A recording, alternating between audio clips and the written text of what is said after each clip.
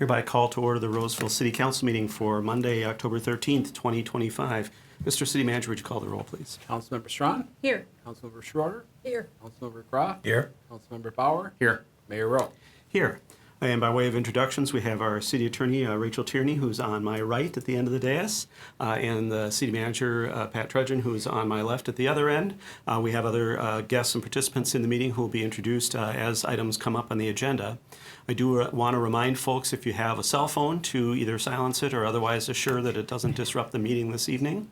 And I do want to also let you know that we have materials for the meeting available to the public on the back table by the back door. Under the big clock, there is one copy of all the materials, which you can share with your fellow attendees. And then we also have individual copies of the agenda if you'd like to follow along with your own copy of the agenda. With that, we'll ask folks to stand if you're able for the Pledge of Allegiance. I pledge allegiance to the flag of the United States of America and to the republic for which it stands, one nation, under God, indivisible, with liberty and justice for all.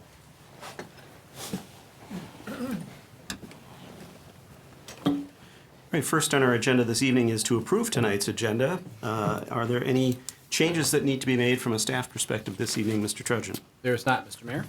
All right. Are there any items that council members would like removed from consent for separate consideration, or items that council members would like to change as it relates to the agenda this evening? Doesn't appear to be the case. We'll do a check with members of the public. If anybody is here on an item in section, let me check the numbering, section 10 of our agenda this evening. It starts at the bottom. Well, it's all on the bottom of the first page of the agenda. It's called the consent agenda. These are approval of payments and relatively administrative type decisions that we take up at the end of the meeting as a single motion. But if you're here this evening to either make a comment or ask a question about one of those items in section 10 of our agenda this evening, this would be the chance to let us know, and we can pull that item forward in the meeting so that you can have a chance to ask your question or make your comment rather than waiting till the end. Is there anyone here for an item in section 10 of tonight's agenda, otherwise known as the consent agenda items? It does not appear to be the case. With that, then, it appears we can have a motion to approve the agenda as presented. Move. Second. All right, it's been moved by Councilmember Groff, seconded by Councilmember Schroeder to approve tonight's agenda as presented. Any discussion on that motion? Hearing none, all those in favor signify by saying aye. Aye. Aye opposed. That passes unanimously. We have our agenda for this evening. This then comes to our first opportunity for public comment. I would note that we have a chance for members of the public to speak on agenda items as they come up this evening, but we also at the start of each meeting provide an opportunity for general public comment that is related to things not on this evening's agenda, but may be related to city business or of interest to people in the community. Is there anyone here to speak this evening under general public comment not related to agenda item this evening? It does not appear to be the case. With that, then we'll move on with our agenda. And our first item this evening, as far as, I guess, business-related items, is under recognitions and donations. We're going to receive a presentation from the Superintendent of Roseville Area Public Schools, Jenny Lake, who has got some information for people in the community related to a ballot issue that the schools have on the ballot this fall. And so I would welcome Superintendent Lake to come up and make the presentation to the council and the public. Okay. Thank Welcome. you for having us. Thank you, Mayor. Thank you, council members. Do I advance my own slides? Yes, I think you in should the be able to. presentation? Okay, wonderful. Thank you. Thanks for having us on Indigenous Peoples Day today. I really appreciate the time and recognition and partnership that this school district shares with the city of Roseville. Here with me today is our Executive Director of Business Services, Ms. Sherry Thompson. Good evening. Yeah, good evening. And we've been here before, and we really appreciate the partnership. So as you know, we are here today just to be as transparent as possible and provide rationale to our community in terms of our capital projects levy ask. That will be on November 4th. So it's an odd year election, and we know it's important for everyone to have all the information as possible. This is a very important election in Roseville area schools, as we have 3 school board seats open and 4 candidates running for those seats this year. So if approved, the levy would provide a dedicated source of funding for technology and safety It would be $6 million a year for a 10-year period, so $60 million over the course of the 10 years. And this will be ongoing costs, so that's why we're looking at $6 million per year. It's that reinvestment in infrastructure. It's not one-time costs. So in recent years, Roseville's area schools has been fortunate to receive the community support. Going back to 2017, we passed a $144 million bonding referendum. And with that, we updated our schools. We put in secure entrances, updated our programming spaces, including our media centers, our special ed spaces, added some classrooms in buildings that needed that additional capacity. Then in 2021, we went back to the voters seeking additional operating funds. At that time, we had a levy that was expiring after 10 years. So we were not only able to renew that levy, the public supported increasing those levy dollars, and we're very fortunate. So why are we asking for additional capital projects levy now? And the reality is that is how schools receive their funding. We receive funding in one of two ways. It's either authorized by the legislature, or we need to ask our voters for approval. So that's why we are coming back now. And of course, this is no reflection on cities or counties, but we do not have that authority, but we have similar needs. Just as you're seeing the needs for increased public safety costs, we need to go out and ask the public for that approval. Most Twin Cities metro districts, nearly 70%, have a capital projects levy in place to support those investments. A couple of our neighbors, specifically being North St. Paul and Mounds View, have not yet accessed those funds, and they are also seeking that funding this fall. We have a brief video we'd like to share.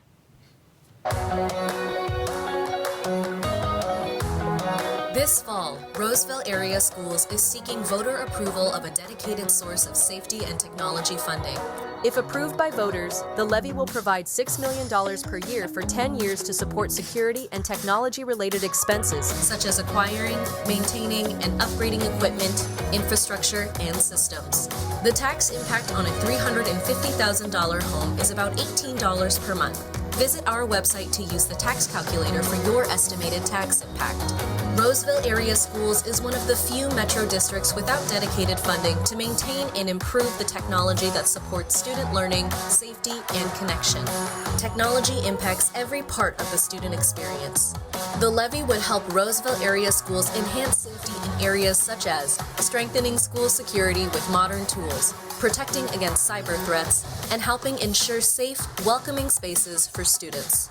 Funding dedicated to learning would provide every student with access to up-to-date digital learning tools, support career and technical education with modern technology, and ensure reliable online resources that prepare students for future success. The levy would strengthen how we connect and communicate by providing funds to upgrade networks for strong, reliable access, improve communication tools between school and home, and enhance collaboration for students, staff, and families. The Safety and Technology Levy will foster safe, welcoming learning environments for students and staff, empower students with the digital resources they need to discover, innovate, and excel, and connect families, staff, and students through reliable tools that build community. You can vote on or before November 4th. Learn more and ask questions at our website, www.isd623.org/levy2025. So you may ask, where do our tech levy dollars go? We have 5 areas of spending, and they are, I'll go through some examples. Safety and security, of course. So the bonds for buildings, we have our safe and secure entrances, but think about how technology is woven into those spaces.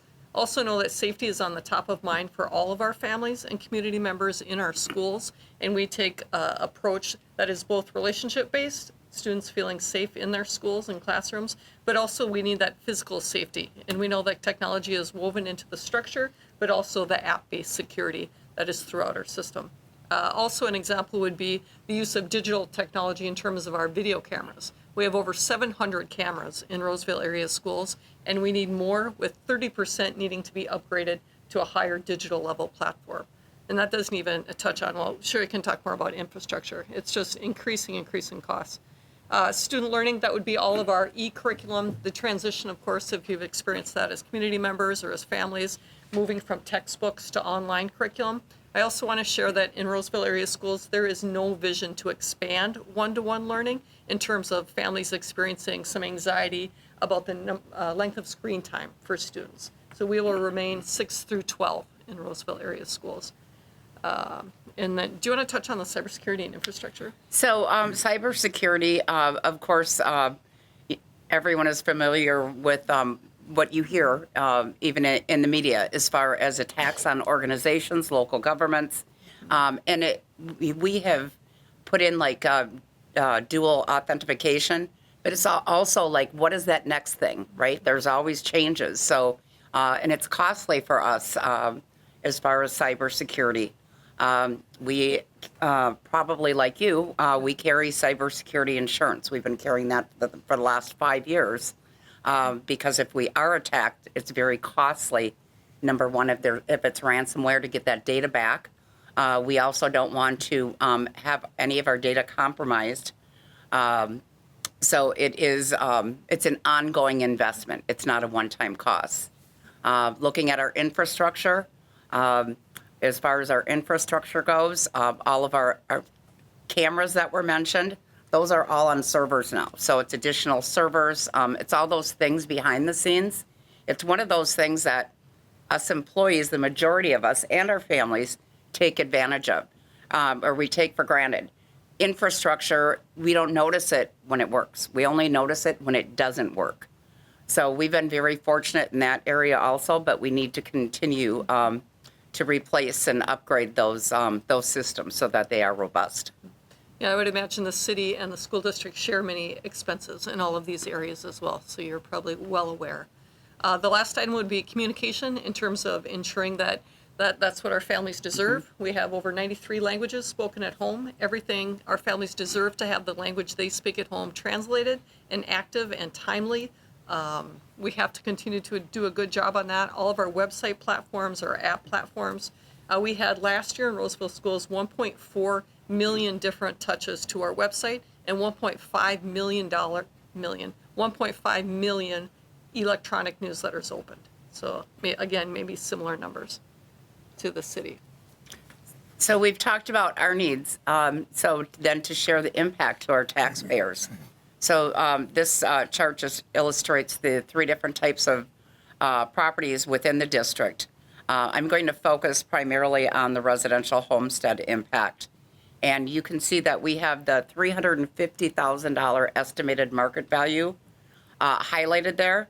That's because the $350,000 value or estimated market value is what is the median value property within the Roseville area school district. So the impact on a $350,000 home would be $18 a month or $218 a year. And we do have out on our website, we not only have more information about the tech levy in general, but we have a tax calculator. So individuals can go out to that site and put in their specific property value and see what the impact would be. Yeah, the other point I'll make is that we're currently maintaining, and safety and security will always be a priority in Roseville area schools, and we'll pay any costs necessary, and it's currently coming from the general fund. So when you think about the tax impact, this is what our district finance advisory committee let us know in terms of surveying the community and bringing forward their respective opinions in terms of tax tolerance. We believe that our community can support less than $20 or $18 a month for this ask. And again, maybe I led too early. Safety and technology aren't optional. And again, our families deserve to send their children off to school feeling safe each day. We'll continue to pay those costs, but the cuts will come from our co-curricular, extracurricular, and curricular areas if this levy doesn't pass. So I think Roseville area schools are very proud. I think we offer a world-class education here in Roseville, and we want to keep up with our neighbors as well, and really asking for the community's support. And for more information, of course, look at our website. You can call myself, give Sherry a call, email us. We're happy to meet. We're happy to present at additional meetings, and just make sure that everyone has the information they deserve and need as they go to the polls on November 4th. So thanks for having us. We have as much time as you have in terms of any questions or comments. Any questions? Councilmember Strawn? I just wanted to make a comment for the public. As you move away from a physical textbook and you go to an online subscription, you are making sure that you don't have a generation-old textbook in a student's hands that maybe has a whole lifetime of things that have happened since then, but it is an ongoing cost. And it is an ongoing tech cost to have that subscription for each child. So I think sometimes people forget that it's not a one and done, like maybe a book, although a book really shouldn't be, because books should be replaced with regularity. And then I just like to say, as a parent who had children in music and arts, the access to music and arts in our school district is really beyond compare. I hear other parents whose kids cannot afford to participate in those options in their school districts. Even if they're on free and reduced lunch, they don't have those options. And we never felt like there was a barrier to us participating. And I know there's so many other families, and that's why there's such phenomenal participation. And so I really, I appreciate what that means. And so that's my additional plug for you. Appreciate that. Thank you. Other Councilmember Bauer? You mentioned, I think, 2017, 2021, there were asks as well, and now this ask in 2025. What are your plans for a future ask, or do you have ideas on the horizon of when you would come back for additional funds again? Yes, that's a very good question. And going back to 2017, right, that those dollars were for buildings, so they could only be spent on facilities. 2021, that is an operating levy that will expire with the 2031, 2032 school year. So we would likely seek approval again for a renewal on that, and then this is a 10-year period. There are no other additional asks. Thank you. Thank you for the question. Other questions? All right. Well, thank you again for being here this evening and for the work you do in the Roseville Area School District with the young people in our community and surrounding communities. And we want to encourage everybody to make sure they get out and vote on November 4th, both related to this levy ask as well as the school board candidates and the three positions that are up for election this year. Thank you for the partnership. Thanks for having us. Thank you. Thank you. All right, that then brings us to our business items this evening. And our first business item is to consider a request to perform an abatement for unresolved code violations at 949 Brooks Avenue West. And we've got our code officer, David England, with us this evening to present this item to the council. Welcome, Mr. England. Thank you, Mr. Mayor, members of council. As described, this is a request to perform an abatement at 949 Brooks. Back on August 20th, staff received a complaint regarding outside storage of junk and debris at the front of this property. Staff did a site visit, did confirm the junk and debris. Also, we confirmed there were 2 vehicles that were unlicensed and 1 additionally inoperable with a flat tire. We provided a door hanger at that time to the property. We received no response from that resident. So then we did a site visit again on September 2nd and followed it up with a letter to the property owner detailing the violations again. On September 19th, we stopped back out after seeing no change, and we were able to meet with the resident on site. We discussed the violations with him, asked what his plan was to bring the property into compliance. He stated that he intended to bring the property into full compliance prior to any council action. At that point, we did give him a council notification because we did have this date, but we were approximately 20 days away from that, so we thought for sure it would be corrected by now. I did stop back out on October 3rd, did not see any progress. We actually saw more items stored outside at the front of the garage, so I did provide him an additional council notification at that point that I posted on the property and the 2 vehicles. As of, I think it was, the 7th of October, we did learn that there was a transfer of property ownership from the current resident to a family member of the resident. We were able to make contact with that individual just to make sure they were aware of this action. He said he would make sure that the property came into compliance before today, I was very hopeful that this was gonna come off today. We were out today, and the vehicles, per the Department of Vehicle Services, have new plates and new registration. They are not currently displayed on the vehicle, but they do have current registration. But the items stored at the front remain. And so this is basically the ask tonight would be to seek approval to abate the junk and debris at the front of the property and on the property, and by hiring a contractor to remove that and then charge the property owner for that service, and also the city council approved abatement fee as part of that. All right, thank you, Mr. England. And if we can have the overhead camera, I think you've got a picture of the site Yes. that we can make available for the public. Here we go. That's the items that are in this area that are out there now. It's quite a significant progression from when we first arrived to see items were in front of this white vehicle at the time. Now they're expanding out towards the front entry of the home. Same similar picture just from today. So it's quite a bit more, but there has been progress. We just don't have full compliance. Right, thank you, Mr. England. Are there questions from the council for staff at this time? Right. Councilmember Strawn? Do we know when the ownership transferred from one party to another? Not specifically, it's not listed on the Ramsey County website. It was general progress and procedure that we do is we do verify that at every notice that we provide, and it was fairly shocking to see the transfer of title without a sale. Normally there's some indication of a sale. But in this case, I think it was very fortunate for us because we were provided with the new owner's contact information. So we were able to get a hold of them by phone. But I don't know, it was within the last couple of weeks.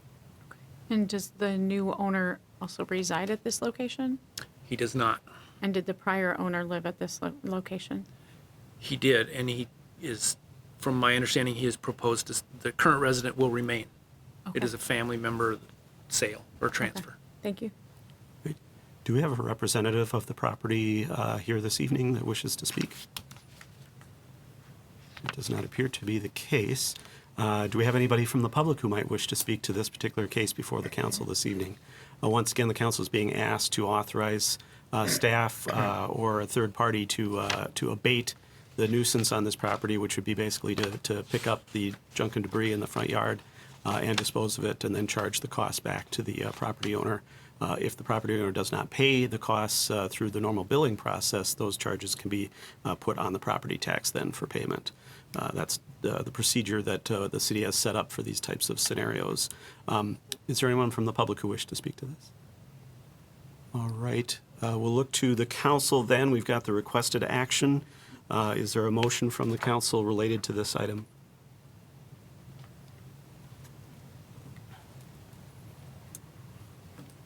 Motion to abate the property as requested by the staff.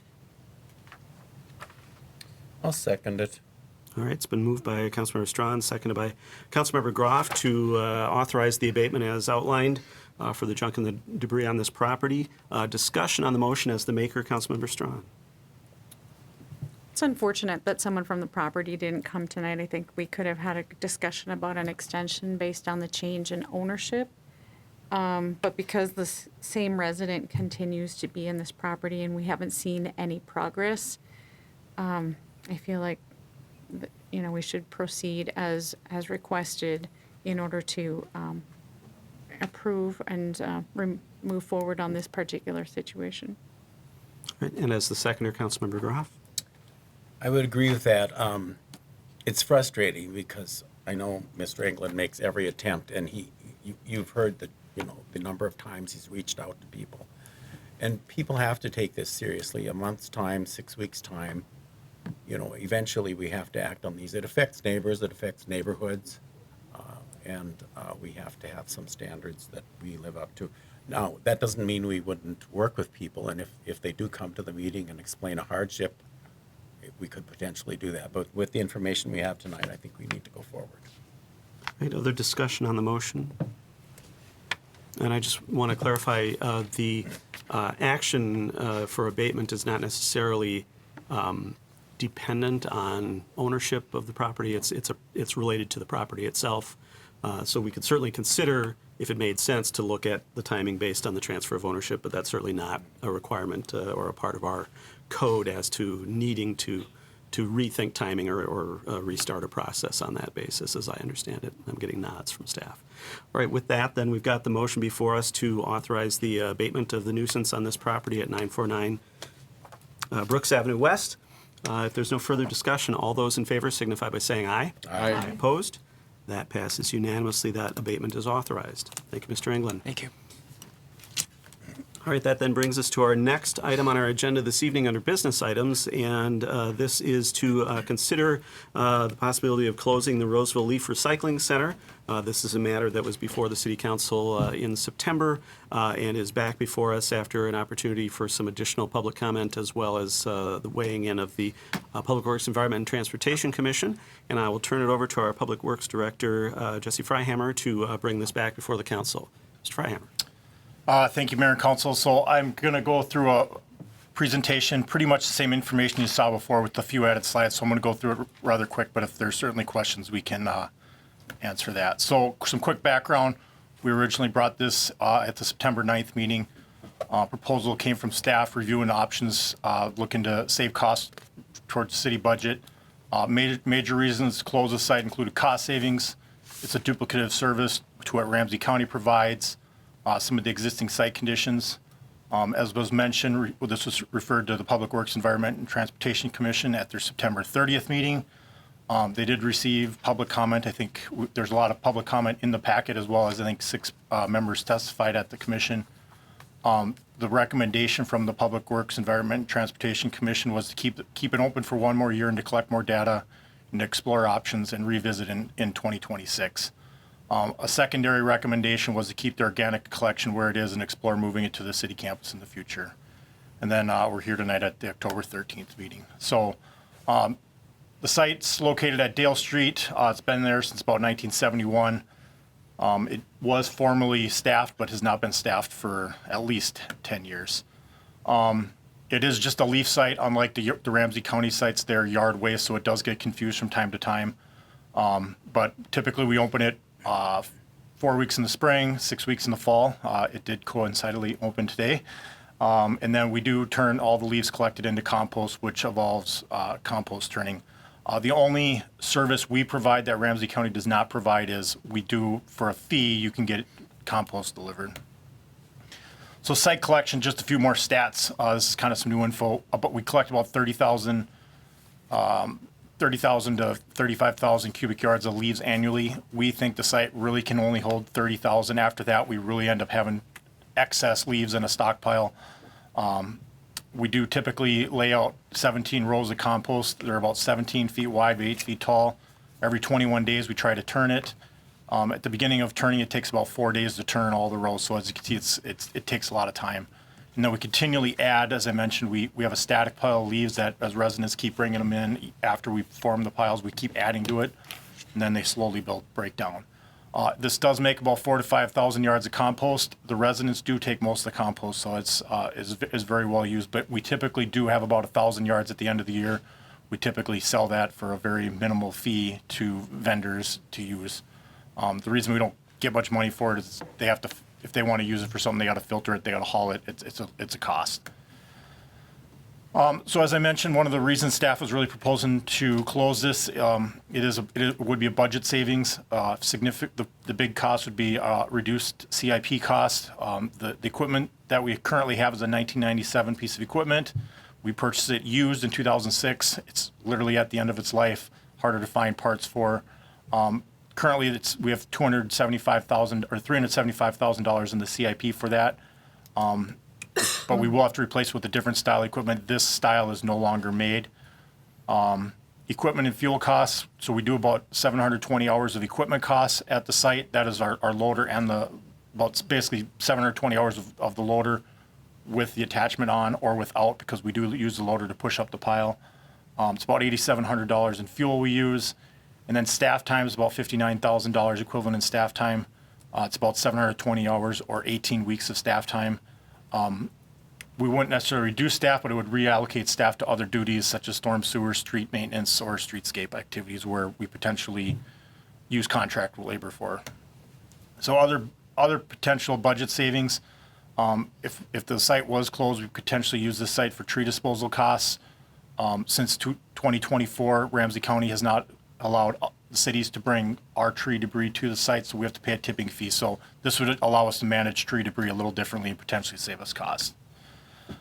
As I mentioned, this is truly duplicative service to what Ramsey County provides. We're the only city in Ramsey County that offers this specialty or additional service. But Ramsey County takes all the leaves as well as grass clippings,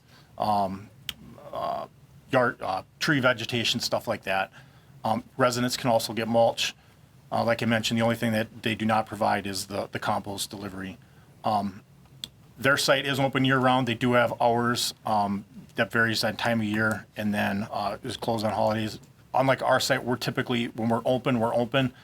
They're typically closed every Tuesday and Thursday, and I'll kind of list the hours out here later. So there's also a lot of issues with our site. The location isn't great in terms of the actual volume. We don't have a lot of queuing for when it gets really busy, so you're backing up on a county road. Illegal dumping, we get a lot of non-resident and contractors because we don't staff the site, and then we do get some odor and noise complaints. And then just kind of some photos of some of the issues we see at the site. If we did close the site, this is the closest site for most Roseville residents, about 76% of residents, it is the closest. The current distance on average is about 1.33 miles. If we did close it, that distance would go up to about 2.8, so about an increase of 1.5 miles. Wood management, like I said, if we did close this, staff would propose using this for wood debris management. With both Public Works and Parks, we either through boulevard maintenance, pathway maintenance, natural resource management, we create a lot of wood debris. This would give us an option to manage it as time allows, or build it up over a period of time and do like a tub grinder or something, be more cost effective. It would also give us some emergency operation and other temporary uses such as water breaks or temporary contractor storage. We do have one spot for water breaks, but that's with Ramsey County. There's no guarantee that that's there forever. And then organics drop-off dumpsters, staff would still propose to move that outside the gate. It would be easier for residents to maintain, and also easier for vendors or easier for residents to access and easier for vendors to maintain. Staff would propose to close that at the end of this leaf site. That would be no collection in 2026. We would manage compost through the end of 2026, though, because obviously what we collect we need to turn into compost. Otherwise, it would be very costly to get rid of. We did do the equity and inclusion toolkit on this. That just kind of noted that there would be a slight increase in burden since residents would need to travel farther, but there would be a cost savings, which does meet some of the goals of the strategic plan. So if the leaf site is decided to stay open, some investments would need to be made. Security for one, we would recommend adding cameras and then closing the walking gate to minimize some of the illegal dumping. And then certainly adding staffing. Now that would be the biggest cost. If you added staffing, that would help eliminate non-resident use as well as contractor use. It would help some of the illegal dumping, people bringing in grass clippings when they're only supposed to be bringing leaves.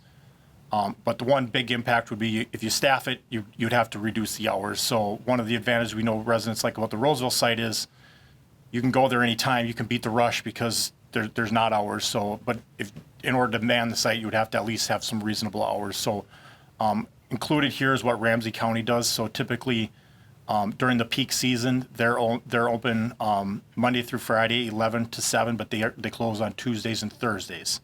So it's Monday, Wednesday, Friday, and then Saturdays are open from 9 to 5 and 11 to 5. So if we go this route, staff would propose basically mirroring what Ramsey County does in terms of hours. If you did this over a whole year, that's about 700 hours of cost. Kind of using roughly what Ramsey County pays, that's an additional $14,000 of costs annually just for staff. And it gets a little more complicated. We'd obviously have to hire multiple staff to coincide hours, so it's not as easy as just saying, hey, we can just hire one person to do that. So And then the other big cost is if we do keep it open, there does need to be a long-term solution for the compost equipment, as I mentioned before.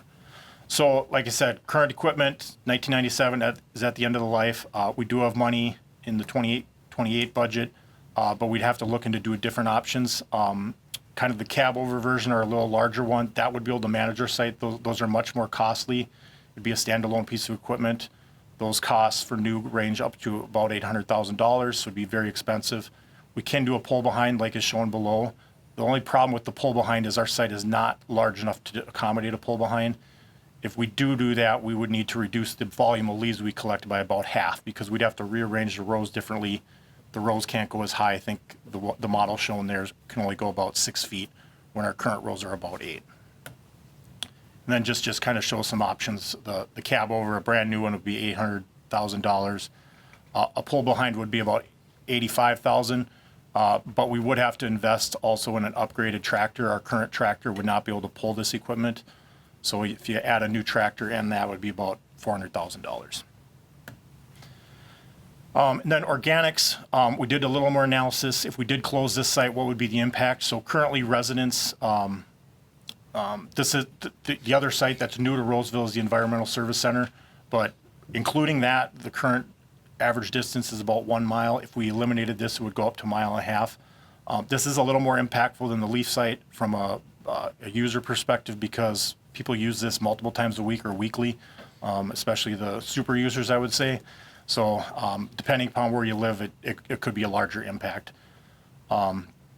We do know Ramsey County is looking to do the blue bag or the food scrap pickup program with the pickup with your waste. They are testing it in Maplewood and North St. Paul. Theoretically, it's coming to Roseville in 2026, but we've heard that 18-month window for a very long time, so I'm not going to guarantee that. But certainly, if we keep the compost through 2026, we have some options to explore going forward, and then we do have the option that, or the recommendation from Public Works on that as well.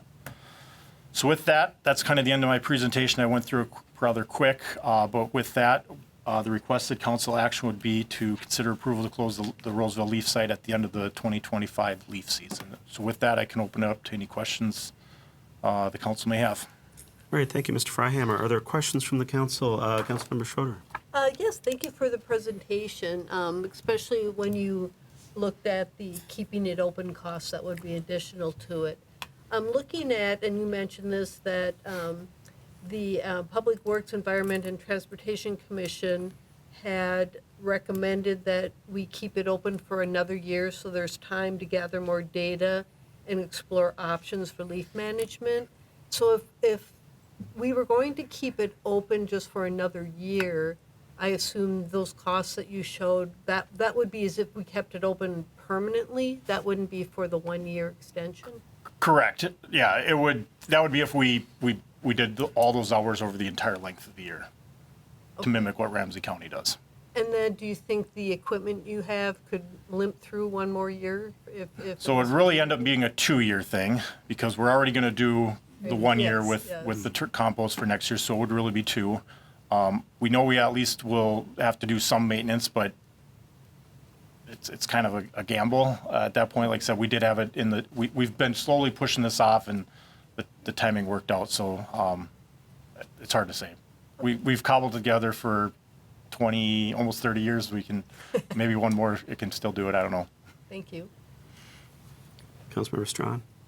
I know this hasn't been brought up, but do we have any idea? This is, we were told, was a filled-in wetland area. Obviously, it's wetland because it's adjacent to the Harriet Alexander Nature Center. Do you know anything about that and what kind of water or environmental impact we could be having by having waste on there? So we did do some analysis on that. So we don't know how much the wetland was filled. Looking back at the 40s before it was a thing, there was certainly a wetland there, but I wouldn't say the whole site was filled in, but it certainly expanded over the years. Probably the edges got filled in.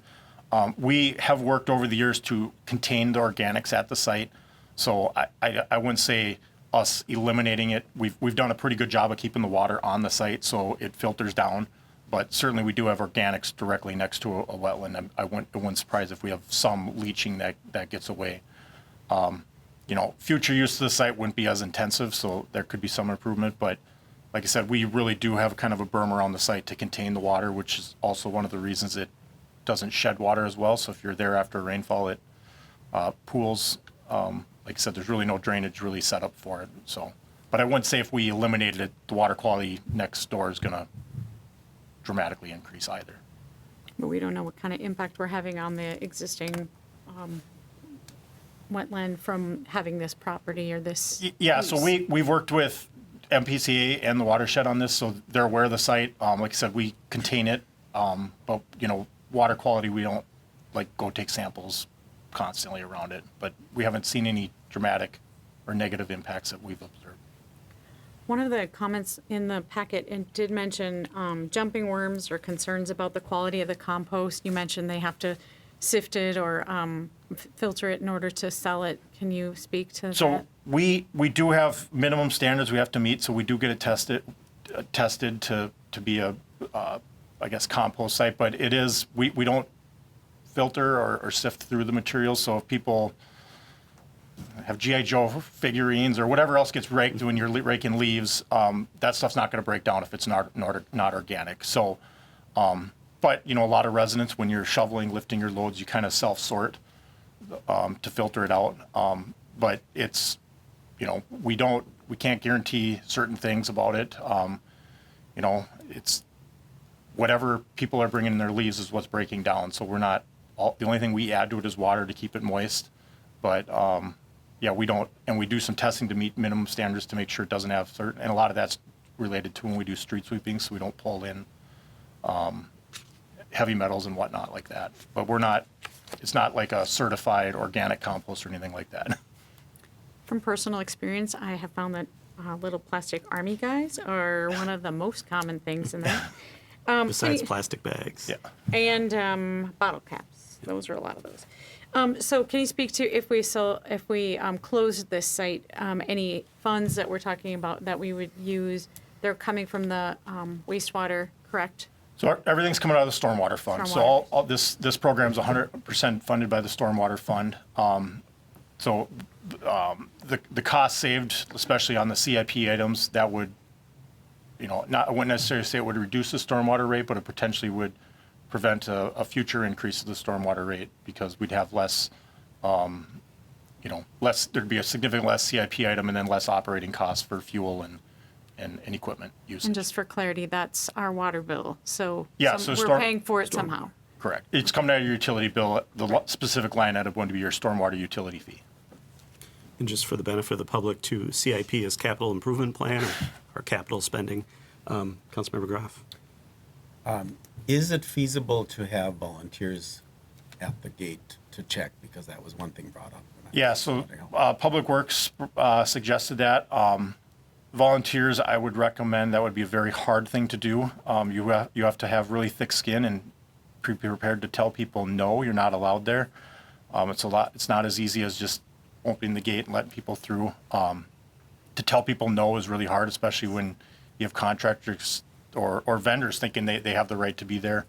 So it could certainly be explored, but I do think it would be rather challenging. Talking to Ramsey County staff, they pay their staff. They have a fair amount of turnover from people because they have the same issues. They have to tell people, oh, you're an Anoka County resident, or you're a contract vendor. You brought a tip-up vehicle you're not allowed to dump here, or you're bringing something that we don't accept. So it's not the easiest job. Volunteers, I know we have very robust volunteer programs, so certainly could do that, but it is a little harder than other volunteer programs we have.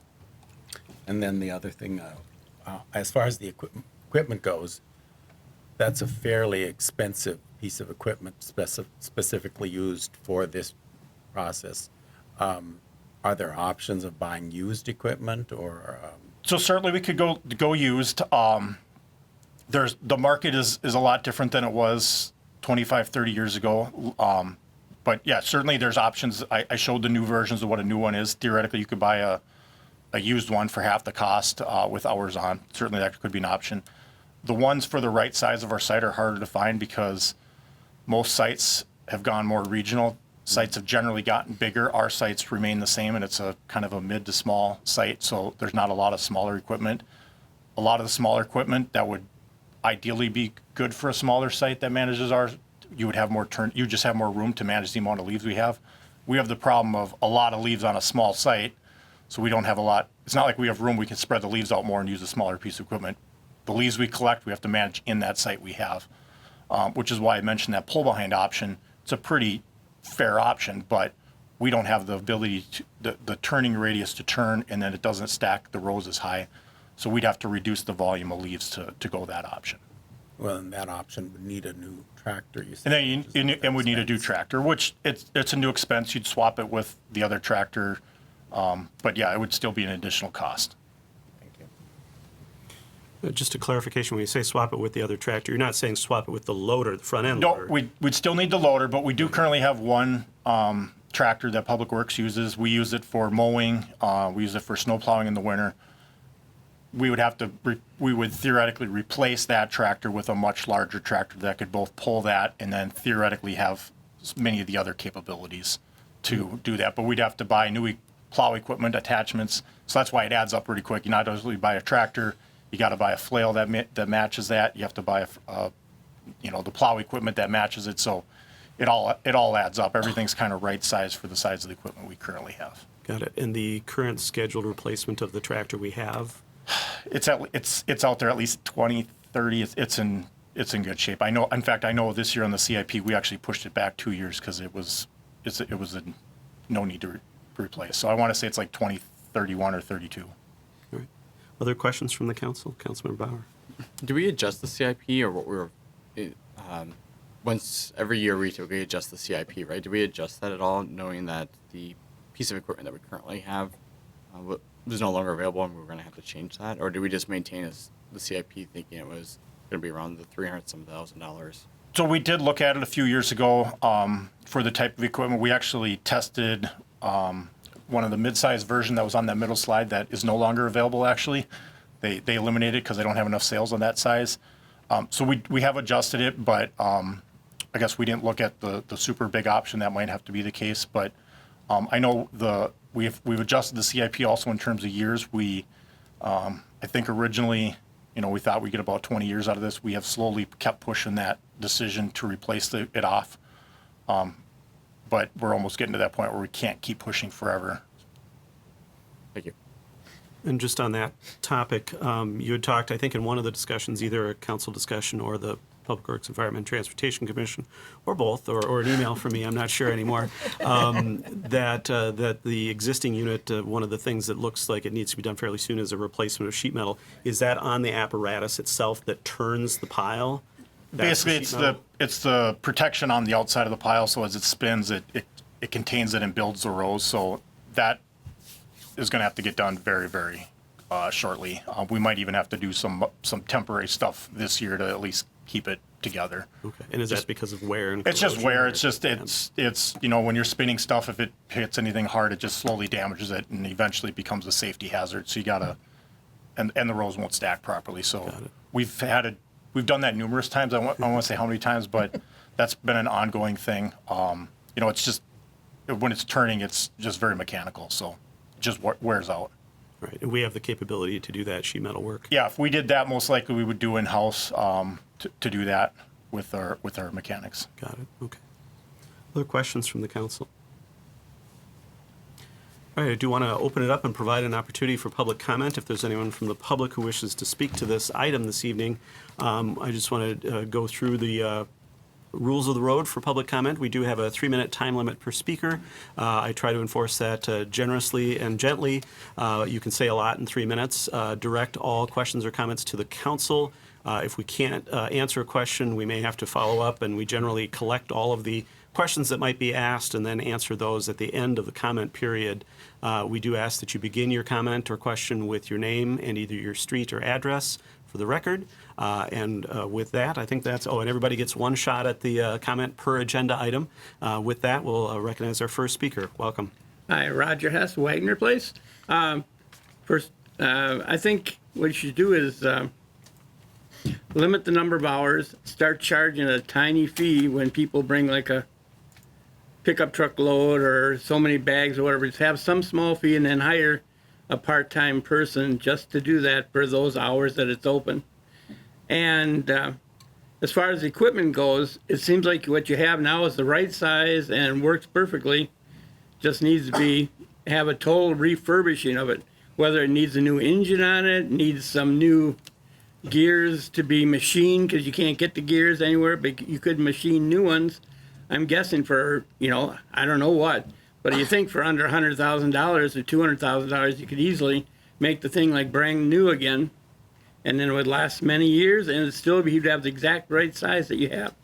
And my only question that I'd like to ask is, I'm wondering, are there any, because Public Works puts so many hours into this, are there any non-leaf things that aren't getting done because they're spending time on the leaf piles? And thank you. All right, thank you for your comments and question. Any other members of the public who wish to speak to this item? Thank you for the forum. 2 minutes. I've got a lot I could talk about the presentation, Introduce yourself but by I think the thing that... Can you let us know what your name is? Oh, sorry, John Hughes. I live on Heinel Drive, so within 2 or 3 miles of here.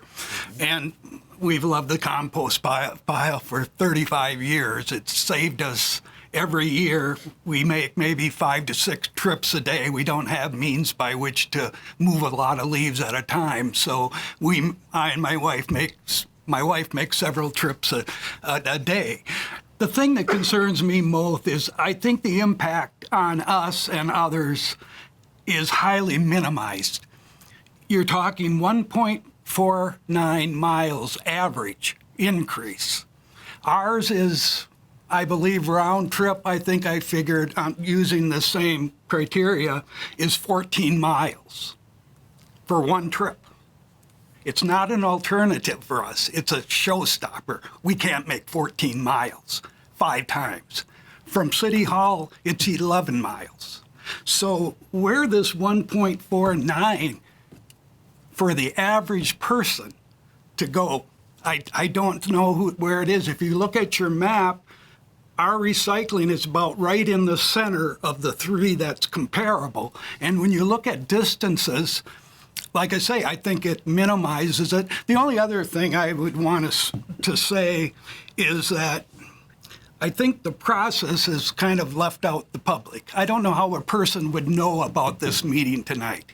I have no idea. We had a friend that knew a council member. Not in our quarterly reports we get. Nothing would mention it. No posting down at the site. You know how full this thing would be if you would have posted something that says on October 13, we're going to decide the future? They'd be out the door if people saw. We don't know. Nobody knew it. There is no transparency. You don't know who the people are that come. You don't know where they came from. You don't know how many trips they made. There's just no information. And like I said, we have treasured this site for years, as have our neighbors, virtually every one. And like I say, I think you need more public input and thought. And as far as the finances, it just doesn't bother me. I'm a nonprofit guy, finance guy for 50 years. So I always look at the expense side. It doesn't matter. We've got skating rinks. We've got public parks. I can go through a list. We can find a way of saving something that's been there for over 40 years, and I think a great asset. And I think we should be proud. I think it's a reason to celebrate. Over 40 years. And I went by it. I go by it 10 times a day. I have to go out on Dale.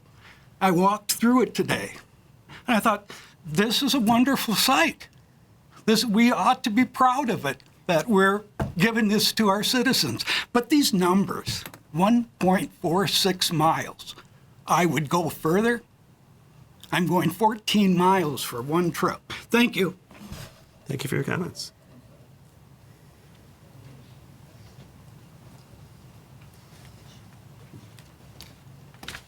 Good evening. Welcome. Richard Carlin, 693 Heinel. I would like to just talk about a little bit about the history of the site and the connection between its funding and the stormwater project, and why do we we even have a site like this to begin with? Of course, I've lived in the city since 2000. I don't know why it started in 1980, and neither probably did anybody here. But I would surmise that since it's part of the stormwater budget, it was a way to control what problem leaves cause. And the problems, you know what problems leaves cause, they plug up your stormwater drainage. So, as our neighbor has explained, the distances that are going to change behavior of what people do with their leaves. The really disciplined and civic-minded people will still find a way to manage them responsibly. The rest of them are going to rake them into the street and let them fill up your stormwater drainage pathways. This city is a beautiful city full of trees.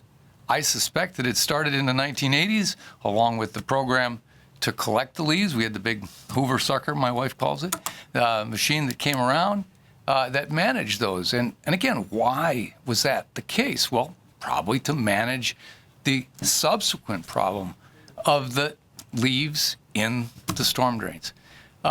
So, I mean, just as our school representative, our principal said, you know, infrastructure, you don't notice it until it's gone. And that's what we're talking about here. We're talking about taking away infrastructure. And then finally, to the costs. I mean, I appreciate the work that our Director of Public Works has put together explaining it, but it's one-sided. I mean, yes, if you pay full price for a brand new machine, it's $800,000. But the current machine is in service almost 30 years, it was bought used. Amortize that over 30 years, guys. It's $20,000 a year to your budget. Tell me the city of Roseville can't afford that. I think that being a little bit short-sighted, and I'm not sure what the big driver is to get rid of it, other than the fact that some people are upset that some people from Roseville dump their leaves here. Well, who cares? Who really cares? If the site can handle it, why spend the money for policing other than maybe a camera to catch the dumpers of a piano? I mean, you're not going to stop that. They dump it on the side of the road somewhere else, and you still have to take care of it as a city. So, you know, the reality is you can post and then do intermittent enforcement. You don't have to spend the same kind of money for continuous management and control. Like you say, it's a stressful thing for whoever's standing there to control the access. You know, anyway, those are some of the things that I think that really have not been addressed in the discussion. And at least my rough calculations, you know, this is a $120,000 a year item to the budget, even with all the things he's talking about, if you amortize the costs over the life of the equipment. Because the equipment's the big cost. And so you're actually about 3 minutes and 40 seconds. So all right. If you can finish your thought. Well, I think I've got it all covered. All right. And again, I just think it's the wrong incentive for the community, and it's going to cause less beauty to this city and more trouble for your storm sewer drainage cleaning equipment, and you'll spend the same amount of money just cleaning the storm sewers. Thank you. Is there anyone else who wishes to speak to this item?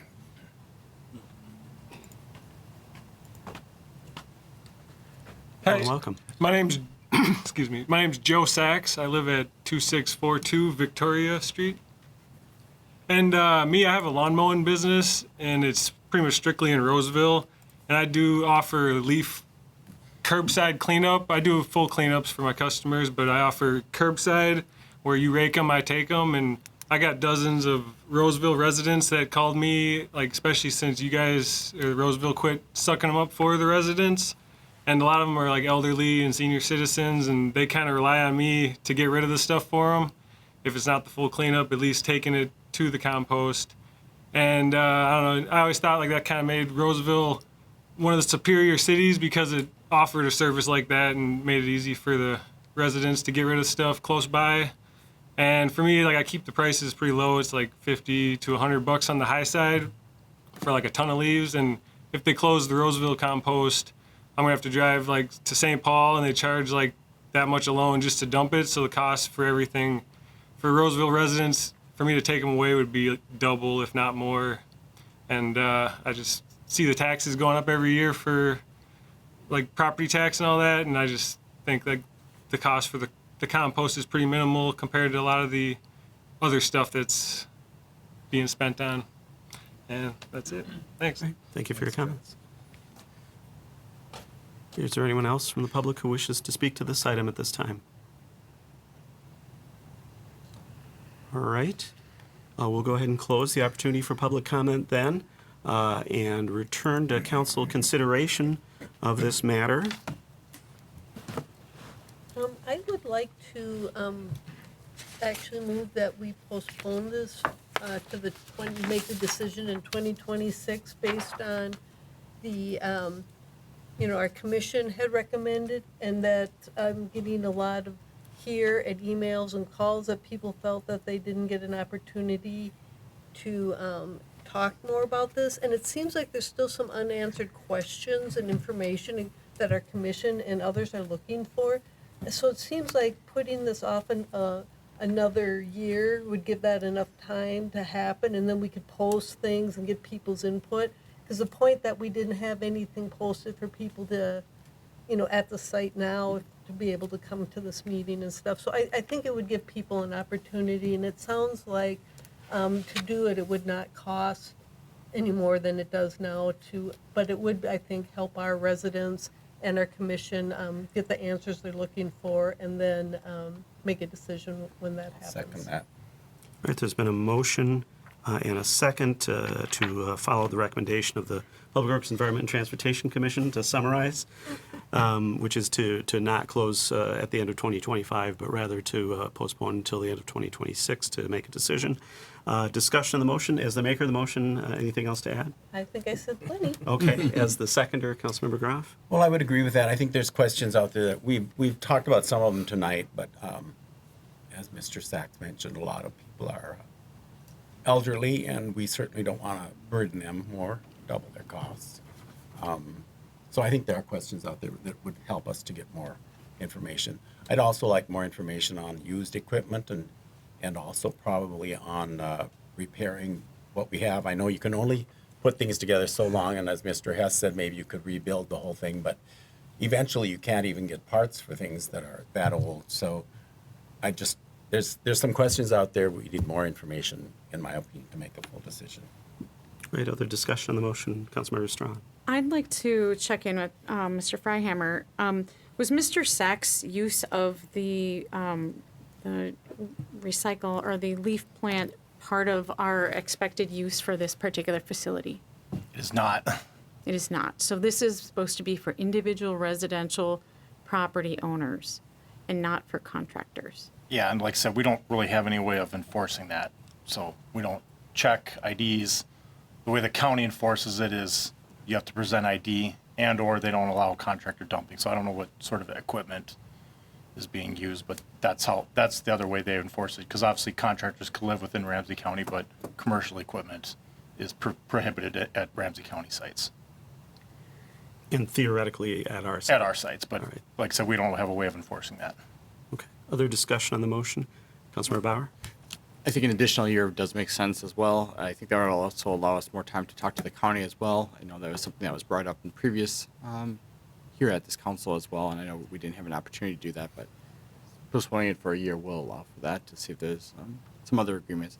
I know it not being available on closed Tuesdays and Thursdays is one of those things, the hours. We've heard that being a difficulty with the county as well.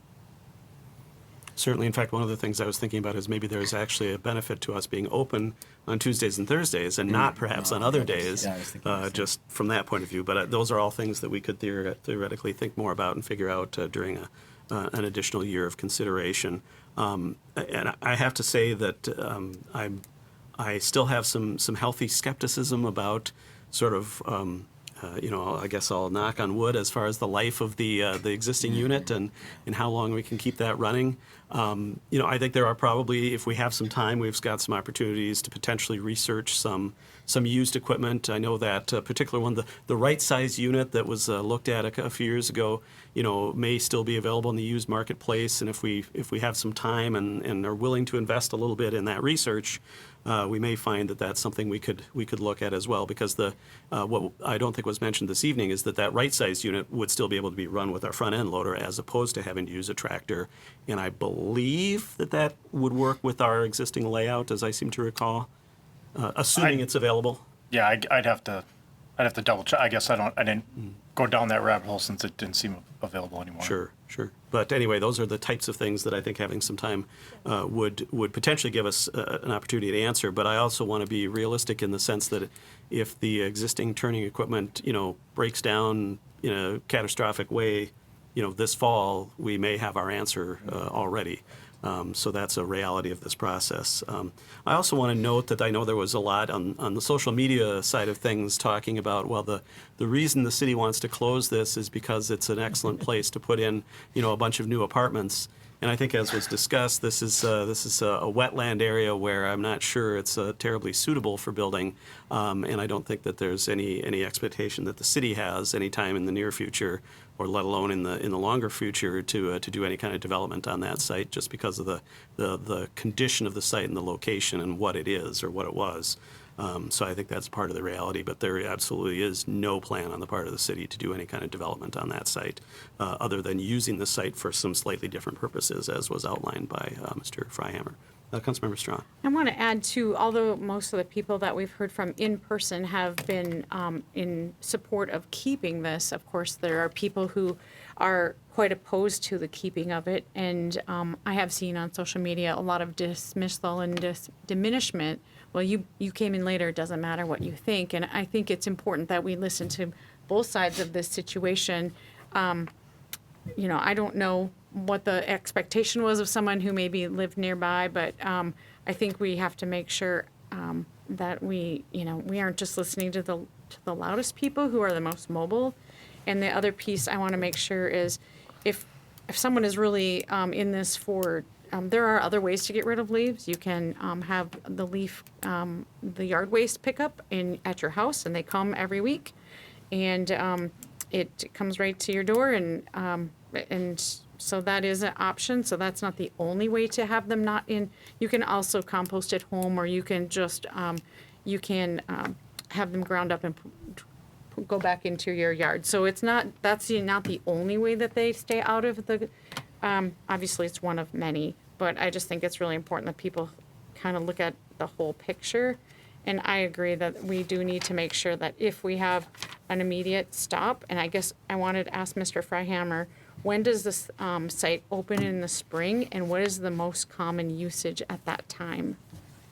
So we typically open in the spring once the snow melts, so it really depends, and we just go 4 weeks because that's typically when people are cleaning their yards up, but it's only leaves.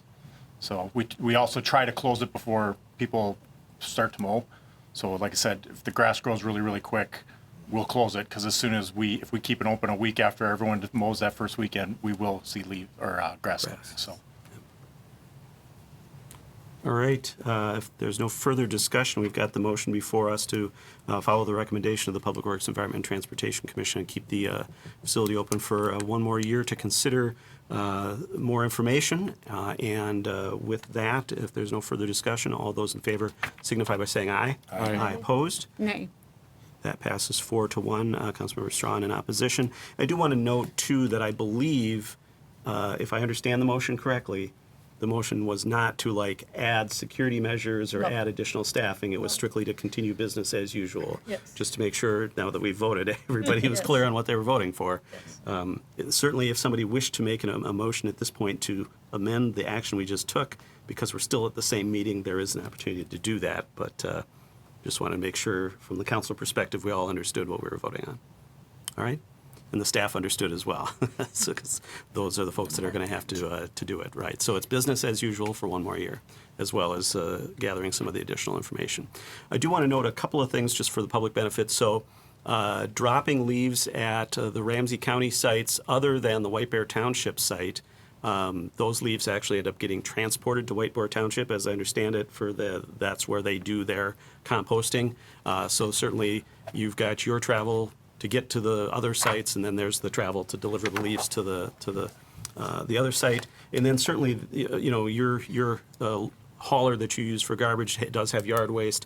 I'm not 100% sure where those leaves necessarily go or what's done with those, if they're composted or what's exactly done. But it'd be interesting to know more about that too, if folks do know about that. Because I fear that could be going, somewhere that's not super environmentally great. So just wanted to know. Councilmember Strawn. Don't they have to, isn't that part of their arrangement to be a hauler within our city, that they indicate where that's going? I can't speak. Yes, it is on the application. Okay. Offhand, I don't recall. Okay. What they say about the Yeah, but it had the Yard waste. distinction between the waste and the recycling. Yard waste. and the yard waste, that they had two locations on that application to indicate where that was going. Right. And just finally on the compost, the last we heard from the county on that was that they're working with the various transfer sites that are used by the haulers for the garbage. The only place that they have all the robots and everything for pulling out the blue bags with the compost is at the facility I think it's in Newport, that's operated by Ramsey and Washington counties. But a number of the haulers in some of these other suburban communities take their trash to transfer stations. I think Roseville goes up to Blaine. And none of those stations, at least at the time the county was presenting to us a year and a half or so ago, were yet modified to have that robotic equipment and the ability to pick out the blue bags. And so I think that's the factor that is entering into when we'll get the curbside pickup of organics in Roseville, is when those transfer stations, or at least the one serving Roseville, gets that equipment in place. So I'm not sure what the status of that is, but we may want to check with Ramsey County on that too. Yeah, we can get an update. Great. All right. With that, I think we've covered this item. And thank you, everyone, for your involvement and for the Commission's recommendation, and certainly all the staff work that's been going into this for some time. That brings us then to another Public Works item this evening, and that is to consider updates to the streetlight policy. And this is a policy we had adopted not too long ago, or updated not too long ago as a council. And recent implementation had led to some folks asking some questions, and that is what brought this back before us. And it's been before us before. Mr. Freihammer is back with a recommendation on a policy update. Mr. Freihammer. Thank you, Mayor and Council. So at the July 14th meeting, we did have an updated discussion on the streetlight policy. During that discussion, we did, staff was kind of directed to collect some more information on 3 sites that we didn't have any information on in terms of how much lighting, and if potentially to modify to the existing lighting policy to include a standard of some sort, instead of just requiring a street light at an intersection. If there was some lighting, say from 36, that was shadowing on there, is that provide adequate light? So Assistant City Engineer Eric Hendrickson went out. We did a detailed study. We did it on a moonless night and did all the factors to make it a scientifically accurate measurement. So what we did was we did some research. So similar to St. Paul, but IES, which is kind of an international lighting standard, residential areas are supposed to be 0.3 to 0.6 foot candles of light, basically measured. We went out and studied 2 locations that we did have some light pollution from. Location 1 was the intersection of Fulham and 36 Service Road. That measured 0.04 foot candles, so less than the recommendation. And then study area 2 was Marion Street and the Service Road. That was 0.05. The other location had 0 lighting at it, which would be similar to, in the report, the Acorn location. So based on that study, the 2 locations, if we updated the lighting policy, the staff would recommend updating the lighting policy, the illumination target to the illumination range of 0.3 to 0.6 foot candles. That would mimic what Minneapolis includes for their residential areas. And then based on that, we'd recommend installing lights at the 3 locations we previously delayed until we had discussed that. So I guess with that, the requested council action would be to motion to approve updating the street light policy to add the street light illuminescent target as I indicated, And then motion to accept the memorandum document in the streetlight study for Fulham Street and South Highway 36. And we would end up, if those are approved, we try to get those lights installed this year or next year as Excel has time. So with that, I can answer any questions the council may have. All right, thank you, Mr. Freihammer. And one of the things that had been brought up as part of our earlier discussion was the possibility of a residential ability to, or a resident's ability to appeal the installation of a light. Is the staff's recommendation, because of this illumination or luminance target, that that is our standard and that sort of negates the need to appeal installation, if you will? Correct. So yeah, we've talked with other cities on specifically that, and most of them don't have the appeal process because it is a standard. If it meets the certain lighting standard, we want to meet it. So, I mean, I would say if the appeal was if we went out and measured it, we would just say it met the requirement. You know, if it was overlit, we'd certainly look to do something different to modify the lighting. But yeah, we're not suggesting, since it is related to safety, not to have an appeal for a light that's required. All right, thank you for that clarification. Questions from the council? Councilmember Bauer. You have this under the streetlight design, the luminescence target. Does it make sense to put it there, or does it make it, I guess, is that the appropriate spot to put it? Since that's the design and not so much the target? I mean, I can go either way. I was just getting more clarification if that's where you intended it to be. Just because up above, you have something that states the beginning on the top of page 2, if the following conditions are met. I wonder if it's more conditional. That, you know, if the condition is that the actually, you know, that's a good point.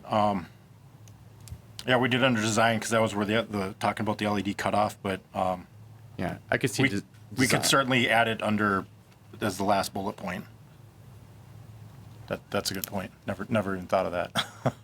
Yeah, I can see. I know we talked about design for, you know, these are new street lights that direct downwards, don't scatter light, and all those other wonderful things that we have in that. But I would be open to moving that to the target if others feel the same.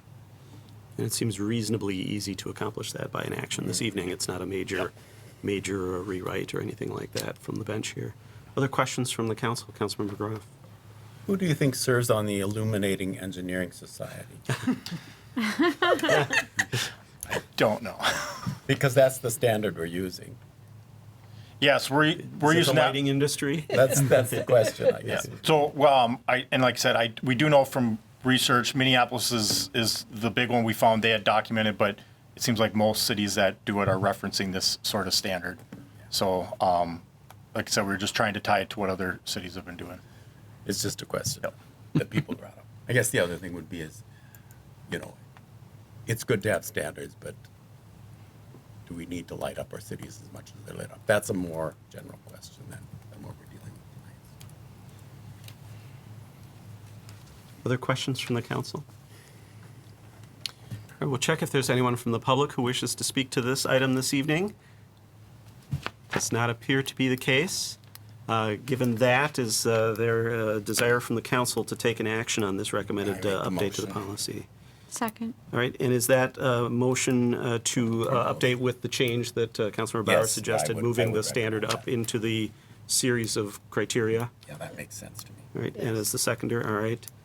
So it's been moved by Councilmember Groff, seconded by Councilmember Strawn to approve the updated street lighting policy as presented with the change as outlined by Councilmember Bauer this evening. Discussion of that motion as the maker of the motion, Councilmember Groff. Well, I brought up these questions, so I wanted to bring it forth. I think the other thing that isn't discussed tonight is how people feel safe walking. And I know in my neighborhood it is dark, and some of those corners are dark. People like to have the darkness, but when you're walking with your dog or something in the winter, it can be a little unnerving. So I see that side of it. I guess the other side of it we don't have any input from is like perhaps the police department and what they feel about lighting, because I have read in the past that is a factor, that they feel it's better if some of these areas are lit, especially the downward light, which lights the corners of where someone could be hiding in a bush or whatever. You know, just a feeling of security is sometimes part of what lighting is about. All right, Councilmember Strawn as the seconder of the motion. I think it's good that we have a consistent policy and that we keep safety in mind. And I appreciate the downlighting and the attention to, and I'm sure as standards change and we learn more about lighting, this will be amended and adjusted to fit what as we learn it. So. All right. Other discussion on the motion? Right, and I would just note that I think, as has been part of previous discussions about street lighting, certainly the primary purpose and the reason for the adoption of the policy is the pedestrian/vehicle safety at intersections. I think that certainly potentially illumination of areas as it relates to crime prevention is sort of a secondary benefit, but not necessarily a primary consideration in terms of looking at street lighting, because certainly we've got a lot of neighborhoods without a lot of street lighting because they don't have a lot of intersections. And without sidewalks. Right, So they have to exactly. walk in the Yep. street. So the intersection safety is the primary concern, especially given the difference in speed and weight and other factors as it relates to a vehicle as opposed to an individual pedestrian. With that, we've got the motion before us. If there's no further discussion, all those in favor signify by saying aye. Aye. Opposed? That passes unanimously. That policy update is approved. That then brings us under what we can refer to as Public Works Night here in the city of Roseville.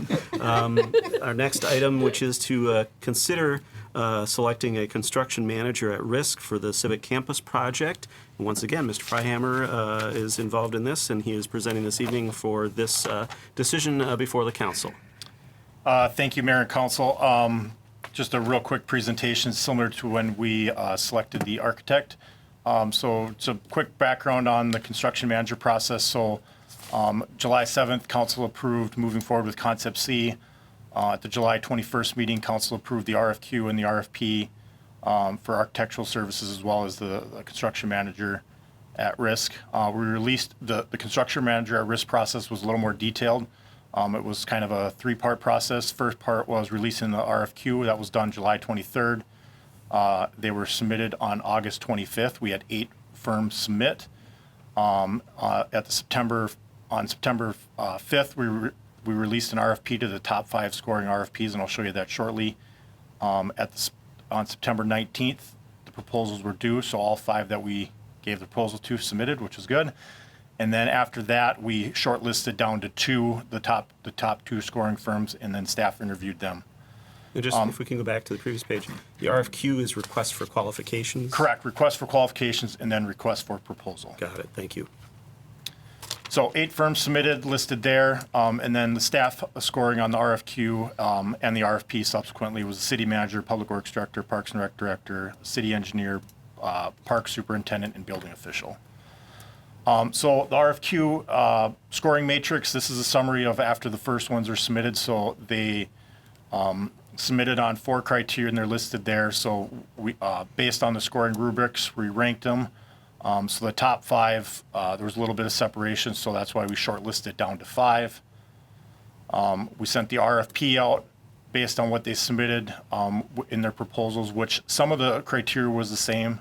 For example, their project team and team member experience was already submitted with the RFQ. We rescored that, as well as the fee structure. They had submitted that with the RFQ. It gets rescored. But they gave a little more detail on their project approach and work plan, how they do cost estimating, how they do scheduling, which are very key components to this. So based on that, we scored them. You'll note 3 of them scored 0 on the interview. It was because those 3 were not included in the they didn't score high enough to get an interview. So we only interviewed the top 2 firms, which was Kraus Anderson and RJM Construction. And then based on the interview, we got the final score. So the staff recommendation based out of that was Kraus Anderson. Just another slide that's in there is just kind of a breakdown of the hours. Also break out between licensed passport center costs as well as maintenance operations center costs, since they're funded differently. The overall cost for Kraus Anderson is about $3.6 million, and they're kind of right in the middle. As you can see, we had ranges all the way from a little lower than the $3 million all the way up to $5.8 million in cost. And then same thing, the hours of effort varied from about 9,000 hours up to about 22,000 hours. So based on scoring criteria, as I mentioned, we interviewed two. We interviewed them on October 1st. And then based on the scores and interviews, staff recommended selecting Kraus Anderson Construction for the construction manager at risk for the Civic Campus Master Project.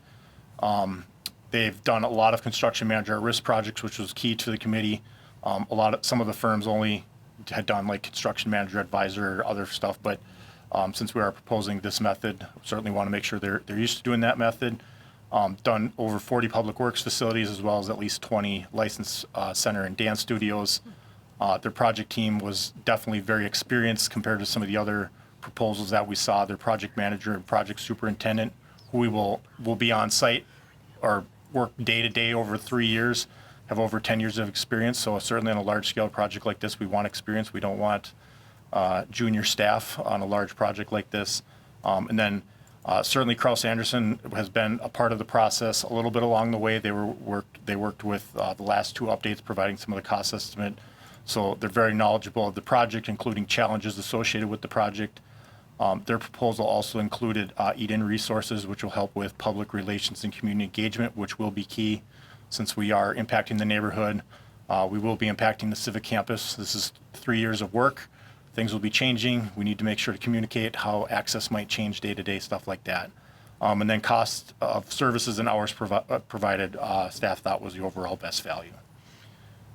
Breakdown of fees, about $2.7 million would be funded via sales taxes. It's tied to the maintenance operations center costs. And the license passport center cost would be about $889,000. And then the overall cost about $3.6. And then I did include the updated spreadsheet. That does include, this is basically all soft costs related from the original estimate that Kraus Anderson had put together. But it does include the architect costs that will be subsequently a future agenda item. So with that, the requested council action would be to approve the selection of Kraus Anderson for construction management services related to Civic Campus project. And then if selected, staff would bring the agreement for approval at the October 27th City Council meeting. So I can answer any questions the council may have. All right, thank you, Mr. Freihammer. Are there questions from the council? Councilmember Strawn. I just have a comment. I know sometimes residents ask about the integrity of the organization, and we did have a resident complaint questioning this, although we did have additional information that did give Kraus Anderson a positive comment, but someone who does some watchdog work with both of our top two scorers had nothing of concern when it came to use of staff or other things within the top two people. So I just wanted to make sure people know that we did, I at least looked to make sure that we knew if they were a bad actor in the environment that they're working in, and they both came back with very positive reviews. So. All right, other questions or comments from council members? All right. Is there anyone from the public who wishes to speak to this item this evening? Does not appear to be the case. All right, we've got the request before us to authorize or to approve the selection of Kraus Anderson for this construction management services related to the campus project. And as noted, and as is the case with the architectural services that we had approved earlier, the contract would come back for final approval by the council. Motion to divide the question between the license passport dance studio and the MOC. So a motion to divide, is there a second to that motion? I'll second it. All right, it's been moved by Councilmember Bauer, seconded by Councilmember Schroeder to divide the question. I don't believe we do discussion on a motion to divide based on the rules, but we'll go ahead and proceed to a vote then. All those in favor of the motion to divide signify by saying aye. Aye. Aye opposed. That passes 4-1 with Councilmember Groff in opposition. That means then we need a motion related to the, well, I guess I'll just defer to the council. What motion does the council wish to make at this time? I'd move to approve the maintenance center part of this request. Second. Okay, it's been moved by Councilmember Schroeder, seconded by Councilmember Bauer to approve the maintenance center portion of the construction management at risk services. Discussion on that motion. Is the maker of the motion Councilmember Schroeder? Councilmember Bauer is the seconder. No, appreciate the work that was done on this. Right, other discussion on the motion? Hearing none, all those in favor signify by saying aye. Aye. Opposed? That passes unanimously. Is there a motion on the other portion of the project as well? Second. Right, it's been moved by Councilmember Groff, seconded by Councilmember Strawn to approve the same services for the remaining portion of the project, the License Center, Passport Center, and Dance Studio portion. Discussion on that motion. I'm imagining if there wasn't on the first, there probably won't be on the second. All those in favor signify by saying aye. Aye. Opposed? Nay. That motion passes 3-2 with Councilmembers Bauer and Schroeder in opposition. All right, those items are approved, so that will be coming back for council consideration of the contract then, once that is finalized with that service provider. And on that note, related to that, we have the contract now before us as item 7E for the architectural services, and I'll turn it back over to Mr. Freihammer to bring this item before the council for our consideration. Thank you, Mayor and Council. So, as I mentioned previously, at the September 15th City Council meeting, the council selected LHB for architectural services for the Civic Campus Master Project. For the Civic Campus project, the overall cost of their proposal was $2.6 million. So over the last few weeks, we have worked with LHB and the city attorney to finalize an agreement.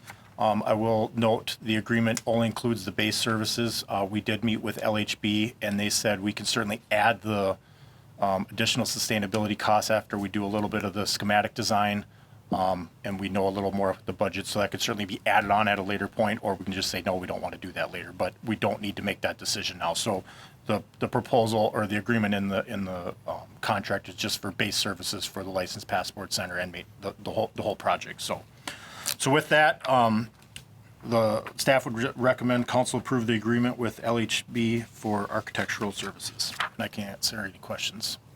All right, thank you, Mr. Freihammer. Are there questions from the council this evening on this item?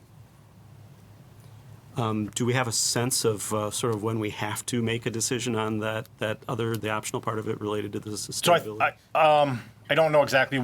Once we kick off the meeting, we'll kind of get a time frame of when we'd probably queue that up, but it would be something that would probably be done in the next 3 months. So it's not going to be like way down the road. It would be, once we figure out exactly, some of the original schematic design updates, we'll know real quick which direction we want to go as we go into design development. So we can certainly make sure we bring that back if we want to at an earlier date, because obviously it affects the budget overall, because not only is that a cost, but most likely the sustainability costs will be higher level costs as well.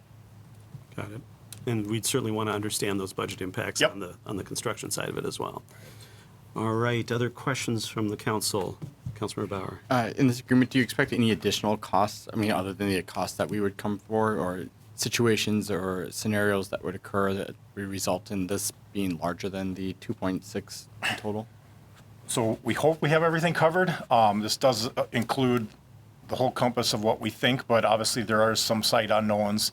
But this does include environmental work up front, some geotechnical work. Obviously, if we encounter a deeper level thing, we might have to do some additional changes, but we like to think this covers everything.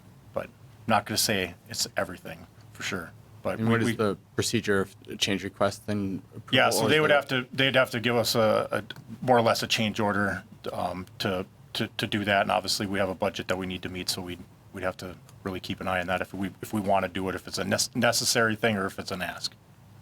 Mr. Treasurer. And Mr. Mayor and Council, I would suggest with a project this large, there's regular communication with the council in regards to those things to make sure that we're all on the same page. I don't want to have, I'm not saying there would be, but any project creep on this without us all being fully aware of what those reasons are and ramifications are. So I would suggest that I stay in regular communication with the council on that, and if there needs to be council discussions, we can certainly have that here at the council meetings. Great, and I was just going to ask on that. So certainly it's an agreement that is being considered and theoretically approved by the council.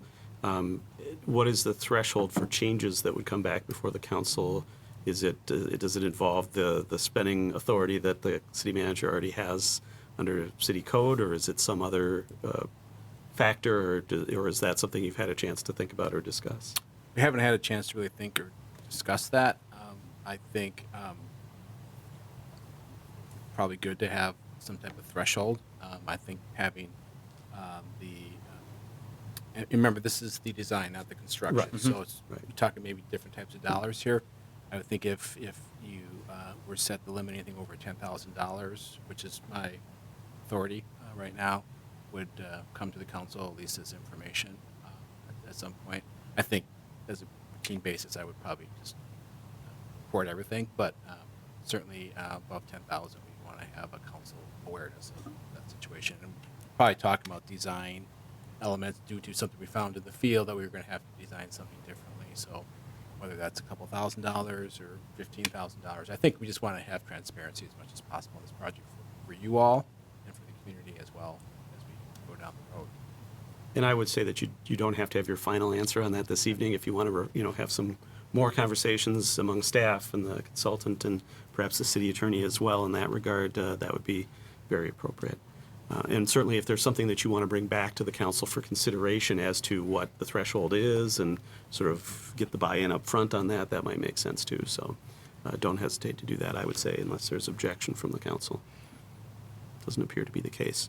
I did have a question for the city attorney. Because this is a single agreement, is there an ability to really divide the question as it relates to approval of the agreement? No. Thank you. I appreciate when our attorney is succinct and there's no question as to the answer. Appreciate that.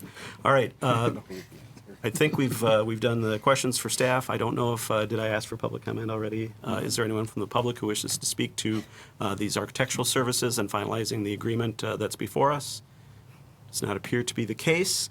With that, then, is there a motion from the city council as it relates to So the moved. agreement? Second. Right, it's been moved by Councilmember Strawn, seconded by Councilmember Groff to approve the agreement with the architectural services firm as presented. Is there any discussion on the motion as the maker, Councilmember Strawn? No. Seconder, Councilmember Groff? I think I got that right. Yeah, I just appreciated the option of looking at sustainability down the road. I think that's something to keep in mind, but of course it has to be feasible. So I'm glad we have a few months to research that. All right, other discussion, Councilmember Schroeder. Yes, I would like to make sure in the future that these contracts are split between the two, so there's that opportunity. I know this one is in one, but it would be nice to be able to, because we have to keep them separate from costs. We want to make sure what goes into the sales tax piece and what goes into our actual levy bonding part are very separate. So I think it would make sense to try to have them very separate items in the future.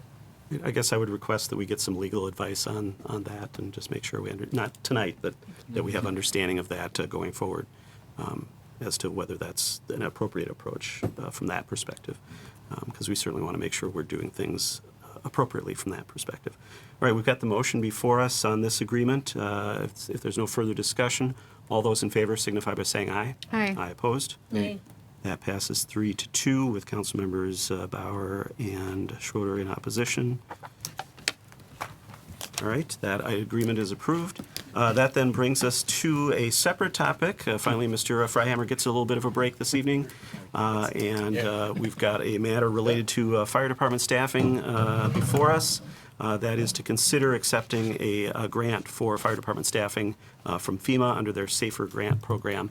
And I'll turn it over to Chief Brosnahan to make the presentation on this item this evening. Chief. Thank you, Mayor and members of council.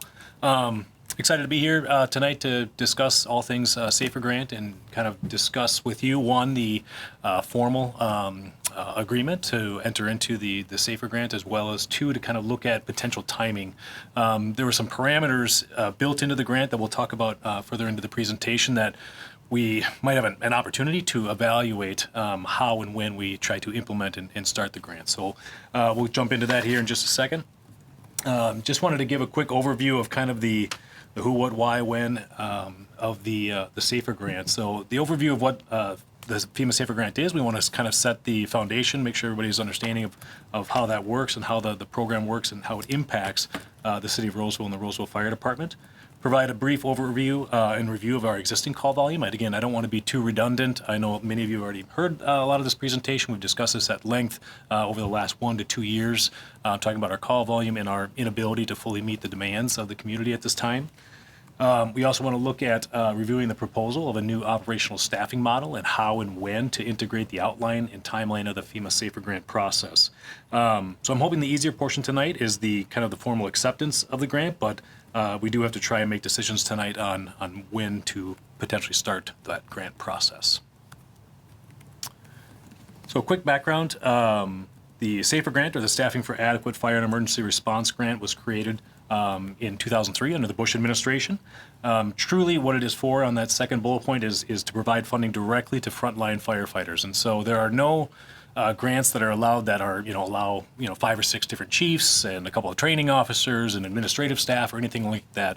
To qualify for the grant, it has to be directly tied to frontline firefighters that are working in a fire truck, in a fire station, responding to emergencies. That's the only way you can truly qualify for the grant. There is a piece of the FEMA Safer grant that works with more rural agencies as well. They do much more volunteer recruitment, so there is some funding for volunteer recruitment as well as the full-time staffing that we do. It is a highly competitive process. Typically 1 out of 15 to 1 out of every 20 applicants receive a SAFER grant. So we're excited that we've got our second one in the last 6 to 8 years. And so it's an exciting opportunity for us.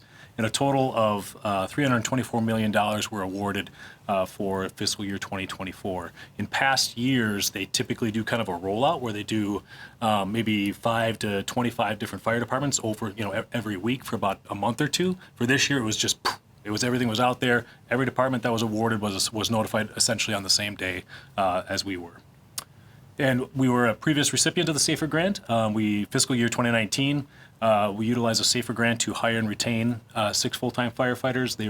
Those finances were utilized in 2021, 2022, and 2023. The unique piece about the 2019 grant was it did not have a local match. Local match went away in 2019 and through 2023, and now in 2024, this is the first year that the local match is now back on the table, and that's what we'll talk about tonight. Questions so far? Feel free to jump in at any time. So quick catch up for council, and I know you all know this, but we continue to be extremely busy and deal with an ever-growing call volume. We topped out in 2024 with over 7,500 calls. Over our past 6 years, we've averaged a 4 to 10% increase every year over year, almost 40% in 5 years. And we're tracking 4% ahead in 2025 than what we finished in 2024. So again, I don't know when we're going to ever see a plateau in our call volume growth, and we may not, but we want to be in a better position to be able to handle that growth and handle that call volume as we move forward. I foresee us being at or near 8,000 calls for service at the end of 2025. And if not, we definitely will be in 2026 and then into the 8,200, 8,300 by 2027. So we want to be in a better position to better serve the community. Some of the things that we have talked about in time, so this high call volume demand has consequences, qualitative and quantitative consequences, whether that's decreased on-shift training, reduced community outreach, which I hate to do. I hate saying no to community events. We've been incredibly involved in a non-emergent capacity, being super involved with our community. But there's been plenty of events in the last 2 years that we've just had to say no to, or at the last minute we cancel because we're just simply not able to handle it with our current call volume. And so those are things that, with additional staffing, I think we can get a lot better at. Things like an expedited on-scene time. I like to call that the double whammy. We have expedited on-scene times when we're out serving somebody in the community, say it's an emergency medical response, and we get our 3rd or 4th call that overlaps at the same time. We have to leave this person or transition them over to Allina very quickly, which again doesn't provide the best impact to them, or we hurry up or expedite that EMS care, and then we race off to this other call already late. So we have a poor response time to this call and also had to cut this one short. And those are the situations that we're seeing every single day. And to be honest with you, we need to be in a better spot that we're not doing that. Again, we are seeing increases in our response times with our quantitative pieces, and we're unable to meet many of the expectations and recommendations of NFPA 1710 as it pertains to response. As we look here, this is just a quick reminder of what our daily staffing is. And so these are the vehicles we try to staff on a daily basis. Our minimum staffing is 6. Our maximum staffing is 8. So just as a reminder, if we're at our minimum staffing, we would have 2 people on the fire engine and then 2 people on each of those medical rescue vehicles, those pickup trucks, and we would not staff the battalion chief vehicle here. So maximum staffing, or where we'd like to be, it would be 3 people on the engine, 2 on each of the medical vehicles, and then, of course, a battalion chief that's staffing there. Our average daily staffing is 6.4, so the vast majority of the time we have 6 people on duty.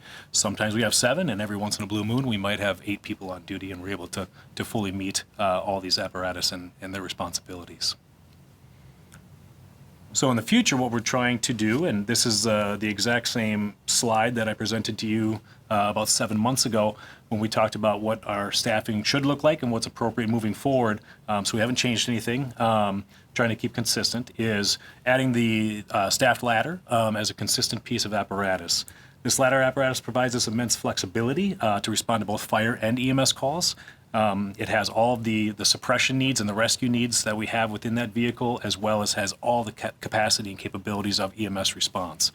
We believe that with this vehicle, we'll see less situations where we are delayed to calls. We also think that it gives us a significant improvement to our fire suppression and fire response capabilities by staffing something like this versus another pickup truck, for an example. Also with this staffing program, it's pretty significant that we'll have a much steadier, a more frequently staffed battalion chief vehicle. You probably saw in my previous slide, only about 27% of the time our battalion chief is actually staffing that suburban vehicle, which is pretty significant. When I'm not at the fire station, so outside of essentially 8 to 4:30, our battalion chief is the fire chief of the city. They have to integrate and work with apartment managers, business owners, residents. They're the ones that are supervising the shift. They are the initial incident commanders before myself or my assistant chief or whoever get there. They have a big role to fill, and when they're tied to a fire engine versus being a little bit more of a rover or separate from their crew, it's a huge advantage to our overall organization and how operational and effective we are. So we've had some great meetings with a lot of our stakeholders, and we continue to have meetings with all these stakeholders that are listed here. We've had a huge community engagement plan. I've got flyers here. I've handed these out at every single community event I've possibly gone to. Don't worry, I have one for each of you before I leave here tonight. We've done a full court press on getting out to the community. We've had some great work with the communications team as far as some YouTube videos, getting things in the newsletter, things on different social media sites. So I think that's been very effective for us. I also think that there's some great opportunities to meet with civic groups. We've met with Lions Club, the Rotary. Every HOA and co-op in the city has heard our presentation, almost for the most part. And so some great support from the community, and I think you've seen it with some of your emails regarding to the city manager's budget and things. I think there's been some people that have shown a lot of support for the fire department. Also like to thank all of you. I think you've shown a lot of support for the fire department through the city manager's presentation for his budget, as well as at the not to exceed. I think there's some very positive discussion of supporting the fire department and police department as well, moving forward with the budgetary process. And so we're happy that we can bring this grant to help reduce some of that tax levy over the next couple of years as we bring on more firefighters. So with that being said, it's kind of the when and the how with the SAFER grant. So we were notified on September 25th that we received the SAFER grant for the amount that we asked for. Right now, we are in that 30-day period of time, which is 30 days of acceptance, which will end on or near October 25th, 2025. From there, or from that point, we'll have a 180-day recruitment period, and that is essentially, as it says there, a default 180-day recruitment period begins when FEMA approves an application for an award under this activity. So that's a period where we cannot tap into our grant yet. That's an opportunity for us to recruit and retain firefighters, get our academy set up, get logistics and operations set up to bring those people on. And so that is projected to be right in the middle of mid to late April 2026. And then from there, in April 2026 is when our 36-month period of performance begins. So that is the entire period of time to which the grant is good, in which we can utilize and draw down from the grant. There are situations where you can draw down earlier than the 180 days, but you have to write to FEMA and get that request granted through them. Otherwise, everyone else will start on the 180-day period of time. For the grant itself, similar to our previous grant, This one didn't. That one didn't obviously have the local match, but we did have some incremental increases in an effort to prepare for the grant completing. So kind of a ramp up period. But on the left side of the screen, you see our total grant from federal award and disbursement will be about $3.9 million. The required non-federal resources, which the vast majority of that will be tax levy, will be $2.4 million. As we look at the right side of the screen, this is kind of where the local match piece comes into play. From April 26 to April 27, 75% will be covered by FEMA, 25% by the city of Roseville. In year 2, from 27 to 28, it's the same. In 2028 to 2029, there's changes where 35% is covered by FEMA, 65% by the city of Roseville, and then from approximately April 2029 and beyond, it's on the tax levy completely and 100% by the city of Roseville. This process has always allowed for an appropriate ramp up for cities to prepare for taking these positions onto their own levies. So impacts of starting in line with the 36-month period of performance. So our original plan, as all of you know, was a September timeframe. I do want to address with council that September timeframe, when we originally brought that to council and to the city manager, wasn't necessarily that there was some sort of an operational or logistic thing behind that. The idea was we needed to find an appropriate timeline to bring on firefighters that did not impact the levy more than we needed to, right? If that makes sense. So originally we talked about a $700,000 cost on the taxpayers' levy to bring on 15 firefighters. I think it's $177,000 under grants.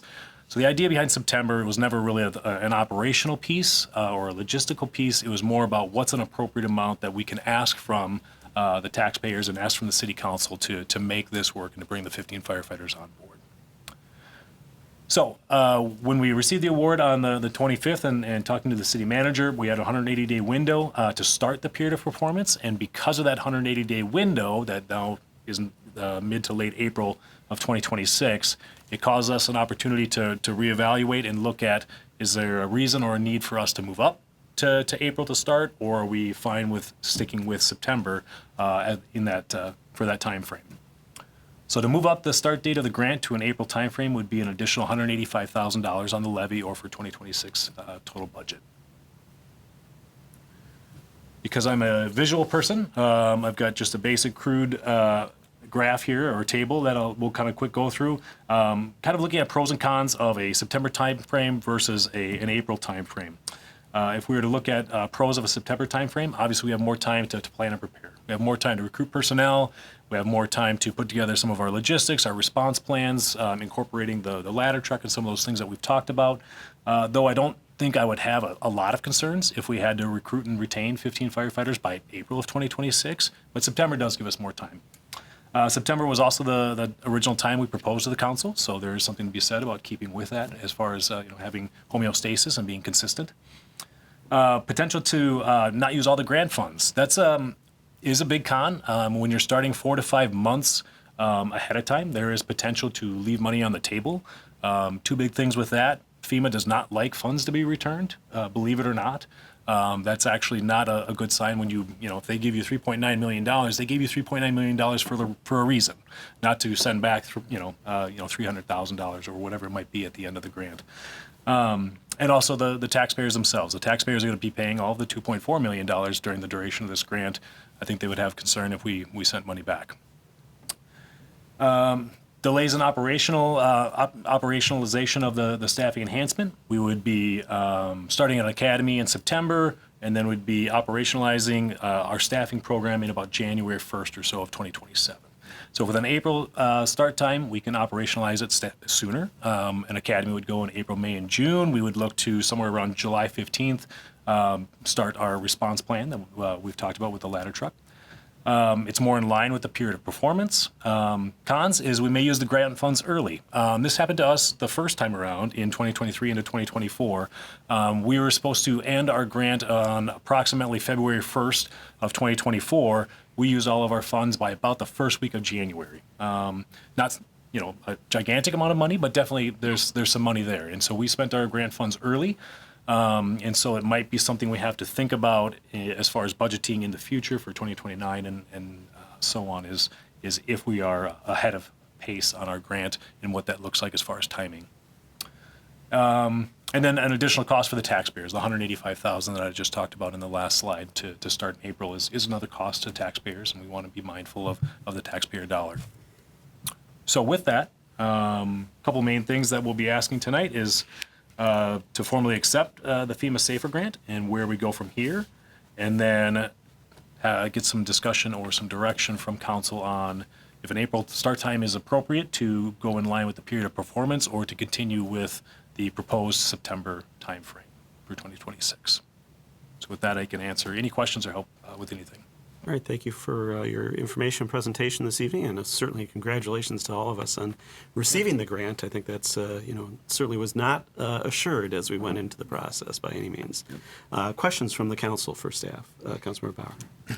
Thank you for your presentation. I may have missed this, but you noticed both September and April as start dates or, times. Are there other months that make sense, or those really are for the scheduling that you have? No, I mean, we could start, I mean, it obviously depends on the levy. We could start June, July, August. We could start anytime after April 25th, 2026. Thank you. Yep. Other questions? Councilmember Strong. Would it make sense, or what would be the advantage of, because it looks kind of like we're at a kind of a difference between Q2 and Q4, and not quite September, but would it be somewhere right in the middle of a July 1st? Would that minimize the cost that the taxpayers would have outlay on that? Well, we can run some of the numbers, but it would be, if it's halfway between, I would guess it'd be approximately $90,000 additional for the 2026 budget. Other questions? Councilmember Groff. The hiring process, are you having lots of interest? Is it easy to find people? Or? We have. Word travels fast when you get a SAFER grant. So funny thing, we get a lot of requests for ride-alongs and people that are like, oh, I'm interested, and phone calls, emails, those types of things. Things to be mindful of is the city of Burnsville, city of Maplewood, city of Eden Prairie, city of Shakopee. I think that's it. Also received SAFER grants. Ours was the largest, I'm just going to say. But all of them have varying numbers of between 6 and 12 personnel. And so things to think about with a hiring process is it's going to be competitive. I mean, there's essentially 60 new firefighting positions available in the Twin Cities metro area. And so the pool of applicants, while maybe a little bit more shallow than it was 5 or 10 years ago, now it might be a little bit more difficult with so many other departments kind of looking for the same people. Do you have a follow-up? One follow-up. What happens then if, say, April 29th comes along and we don't have enough qualified applicants that we feel comfortable with? It's fine. We can start the grant whenever. Whenever after that April date. Yes. So there's not a hard and fast. Even if we had a delay all the way to September, some simple communication with the folks at FEMA to let them know, hey, we're still interested, we're still here. Here's where we're at, and when then we can begin that process. Yep. Councilmember Schroeder. Congratulations on this grant. This is very exciting.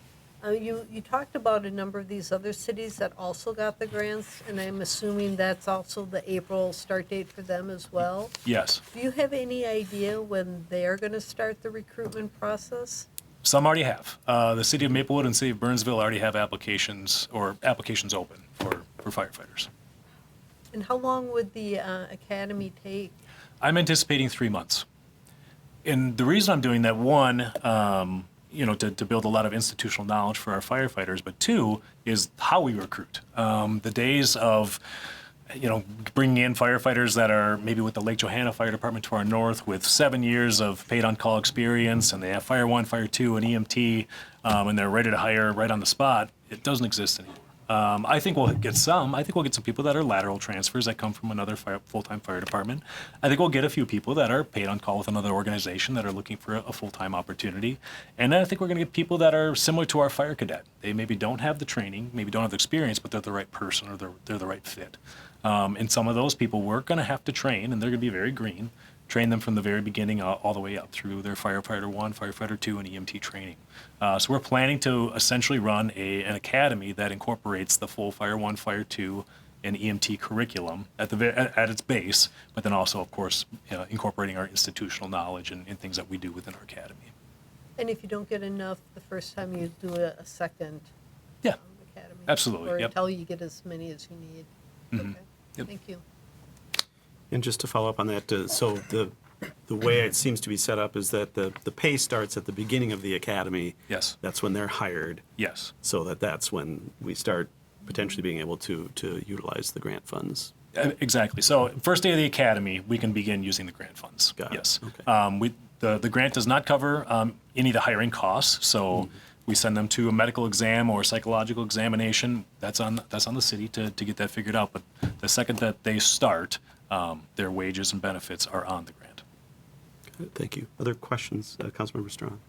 This is for City Manager Trudgeon.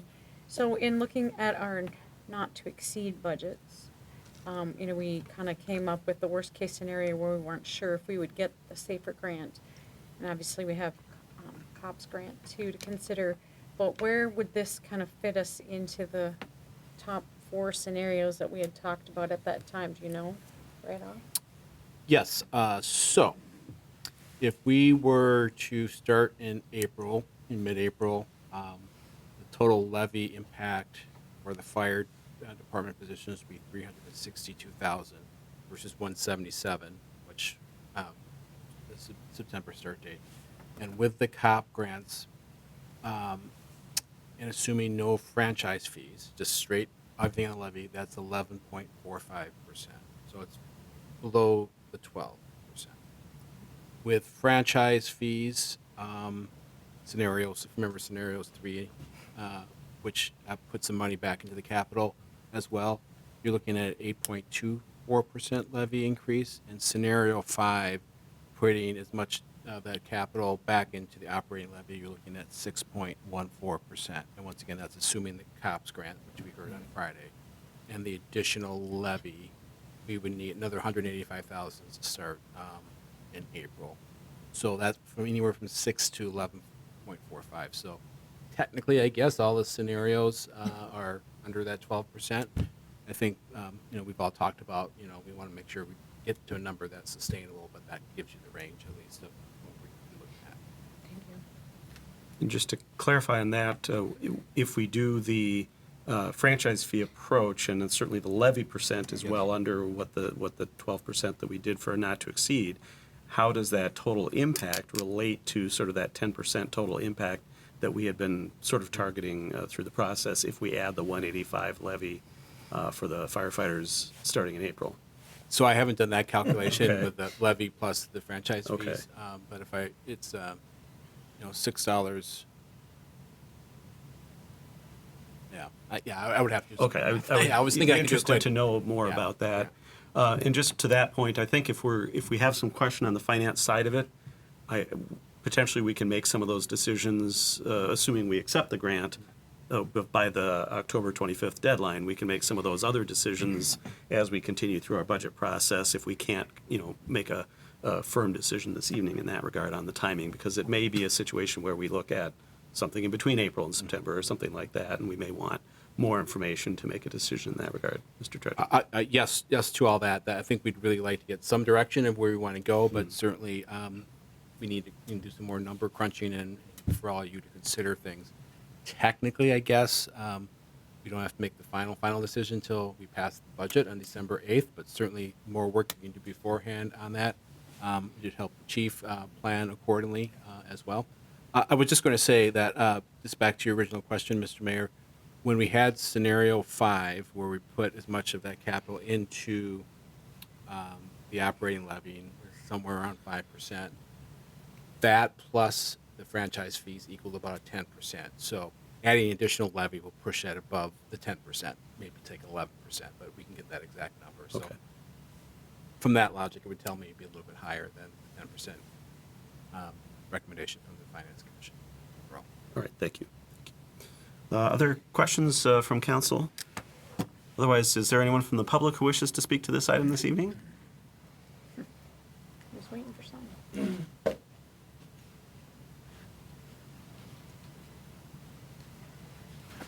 Roger Hess, Wagner Place. And my comments have nothing to do with the service they're giving right now. The fire department does an awesome job with EMS. And if you do this, I'd like you to start in April because we might as well get the best service we can as quickly as we can. And I don't know if we'll have enough employees now on the fire department, but it'd be nice if they could get into having normal 8-hour shifts rather than the much longer shifts they have now. But anyway, the main thing I want to just mention is, I mean, the fire department doing EMS started out as a nice little $50,000 a year program, which now is many, many millions of dollars. And I'm sure this is adding quite a few $1 million too. After the grant is done, that's going to be on the taxpayers. So, and the whole reason he started it was because Allina gave really bad service. And because Roseville's been doing the service, Allina hasn't needed to improve their service all these years. I mean, the only reason we did it was because Allina was giving bad service. So I just keep wondering if it would be cheaper in overall to pay Allina $2 or $3 million a year to improve the service in Roseville rather than adding a lot more employees and things. So I don't know if that's a possibility. Don't know if anyone's ever talked to Allina about it, but it just seems like their cost to run EMS is less than Roseville's since they get insurance money, which Roseville doesn't. So it would be nice if someone ever talked to Allina to see if there's a way to get better service in Roseville. Thank you. Thank you, Mr. Hess. Councilmember Bauer. I can't comment on the Allina piece. I'll leave that to the chief if he wishes to. But I will say that I've been working with the League of Minnesota Cities, I think as with others, to change the primary ambulance service offering. I know that's, we've bumped that up with the League of Minnesota Cities. They have also bumped it up. And we, along with other cities, are lobbying for that law to change. There was some movement previously. The chief can talk to you about the changes that made the state EMS office. But last session, there were some changes there. The League of Minnesota Cities is optimistic that there will be other changes. But I agree, looking forward with our EMS costs, our ability to transport, which would then allow us to recover those costs, I think is really the way it actually is necessary looking forward for us to be able to provide the level of EMS services that our residents want in a sustainable way. And so that's something that I will continue pushing with through the league and through reaching out to individual legislatures, but it's also something that individual residents will be doing. And I think there's some good opportunity with outreach from Roseville residents to reach out to the representatives to get this changed. I think there's some momentum or some movement at the State House for that. Thank you, Councilmember Bauer. Chief, I know that it probably the easy answer is yes. We've been talking to Allina about improving their service, right? Yeah, I wasn't sure what kind of rebuttal you wanted from me. Well, yeah, I mean, usually I think when I give a rebuttal in a public forum, I get in trouble. As Councilmember Bauer mentioned, I mean, the problem we have with the service is that basically. Under the system set up by the state, Allina is our provider. We don't have a lot of choice in it. We don't have a lot of ability to influence decisions made by Allina, and because they are our provider and are I believe a private for-profit business, some of their incentives may be different than what Roseville residents might like to see in terms of service and things like that. And I think that's part of the challenge, in addition to the fact that recruiting for those types of positions, whether it's in the Twin Cities Metro or outstate, is super challenging for those. And it's because of the transport side of it. So there's pros and cons to whether a city benefits from doing transport, but having flexibility to make decisions in that regard is at least half of what we're trying to achieve through the change in legislation. And feel free to. Yeah, you're 100% right, Mayor. Except for when you said we don't have a lot of control over it. We have zero. We literally have zero. This council here would have more power to choose who our trash hauler is than who transports sick people out of our city. So yes, the state broke up into primary service areas, PSAs, back in about late 1970s into the early 80s. And at that time, they took over a local control over Roseville at the time decided to not keep their PSA and gave it away to, I think it was like Allied Health or whatever the company was at the time. But yes, we have no say in things like that. Even if we were to ask them to meet response time expectations, they don't have to do that. It's same-day service, and that's across the state of Minnesota for anybody. And so it's not just a Roseville thing, as Councilmember Bauer mentioned. There's a lot of communities that are like, what's going on here? Even if nothing else, even if we don't run the Roseville Fire Ambulance in 2 to 3 years from now, just to have the city have the power to say, we're going to look at 3 or 4 different contractors and we're going to evaluate the contract every 2 years and decide if this ambulance agency is going to work for us or if we're going to go with a different ambulance agency. We don't even have that level of power. So there's been issues at the state level with transparency. There's been issues with response time reporting. There's been issues with user fees and how much some of these ambulances are charging for some of their transports. It is growing, and I think the Office of EMS, which Councilmember Bauer brought up in the last year and a half that has come into effect, I think is starting the process of working through some of those things. So I think it's on the right track. I think that municipalities are growing with some of their ability to gain more power and more authority with this, but there's still a long ways to go.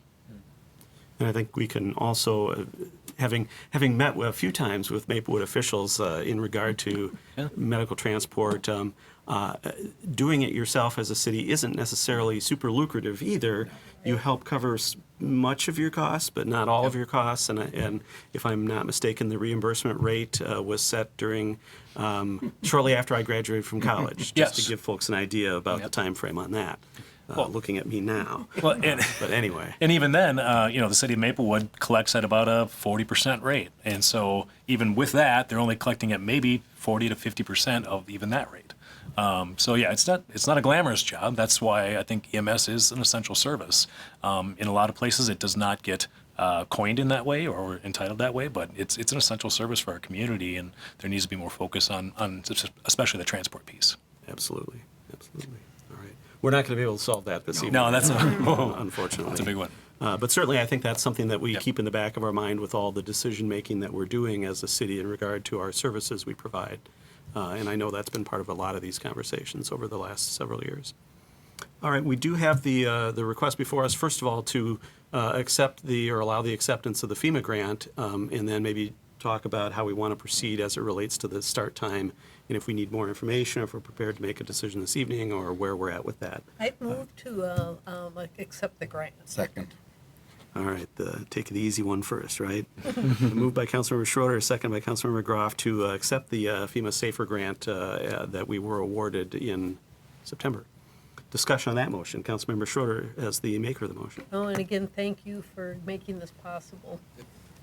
Right, Councilmember Groff? Yeah, these grants are a lot of work, and I don't know if the public, I know I don't even understand fully, but I know there's a lot of work involved, a lot of detail, and you've done an excellent job to get these time after time, so we really appreciate that. Further discussion on the motion? Just two other things I would note is that I don't think we're under any illusions that after the grant period ends, the city of Roseville is on the hook 100% for these costs. There are additional costs to the city and to the taxpayers of the city. And so what the grant gives us the ability to do is to work that into the levy in years going forward. And so I think it's very helpful to that process. And so we don't want to give people any false illusion that we're not paying for these, eventually in full as residents and taxpayers in Roseville. The other part of it is that I think we should note that FEMA funds are federal tax funds, and so it still is, taxes collected by government entities that are paying for this, even though it's a grant to the city and helps with the city taxpayers. Ultimately, we need to reflect and note that it is still tax dollars and tax dollars that are paid to the federal government. So with that, we've got the motion before us. All those in favor signify by saying aye. Aye. Opposed? That passes unanimously. That grant is accepted. Discussion by the council as to how to proceed on the timing. If we have any, I don't know if we're prepared to act on it tonight, but I'd be curious to hear. Councilmember Groff. Well, my thoughts are, if the other departments are also looking for a pool, I think the sooner we start looking, the better. And also, it would be sooner we'd have this available to the residents of Roseville. we've talked and we've had a study done on the effects this has on the firefighters and the staff, and that's not going away or getting less. Just, by waiting to September, it's actually worse. So my opinion is sooner is better, even though it does cost us some money. Other thoughts as to how we proceed? Councilmember Bauer? I would second what Councilmember Groff is saying. I do think the competitive nature with our neighbors having safer grants as well. I think the quality of our services is directly related to the people that we hire, and so being able to hire the best is something that we should pursue. And to do that, we should be out there when everyone else is as well. Do we want to have staff come back with any recommendations to the council as to how to achieve an earlier start time and try to reflect our targets related to the budget and where we might perhaps do some shifting or something like that, if possible to do or appropriate to do? I do think that the staff needs to come back with what those numbers look like, whether that means we just shift things from some other areas. Safer grant was a great reward that we had, and so maybe we can make adjustments, delaying some hiring of a different position a little bit longer. I know we've done that in the past as well, rather than doing that. But it'd be good to have that number to know what we would need to shift or to delay to maybe 26, or sorry, to 27. All right, Councilmember Schroeder. I would agree with that, because I think that the city manager can take some time to, crunch the numbers, as they say, and come back, because we really don't have to make a decision right away, but sooner the better, because we want to obviously start recruiting when we can. But yes, so it'd be good to be able to get that on the docket sooner than later. I would Right, say. and just to be clear, I'm for starting the recruiting, right away. Yes. And to make that happen, I'm for shifting something else out further along. But I don't want the delay of the hiring. Yep. Right. No, that's important to understand. Is there any objection to that approach or other thoughts, Councilmember Strawn? As you might expect, I just want to make sure that the HR manager isn't get shifted out, because with 15 new staff, I think the need for 15 new people and all the parameters that would be needed to get that many new staff on board are really important. So I want to make sure that especially with, again, the paid family medical leave and all the intricacies that go into getting that together, and again, how many people that may be impacted and going out on leave in the coming year. I think it's important to make sure that that particular position is not jeopardized by pushing things around. So. Right. Well, I think there's some opportunities for staff to take a look at what makes sense. Potentially partially funding some of the additional costs through use of reserves may be an option as well. I don't want to rule it out, but certainly we all know that ultimately has to be paid for by levy funds at some point, as all of this does, as I noted before.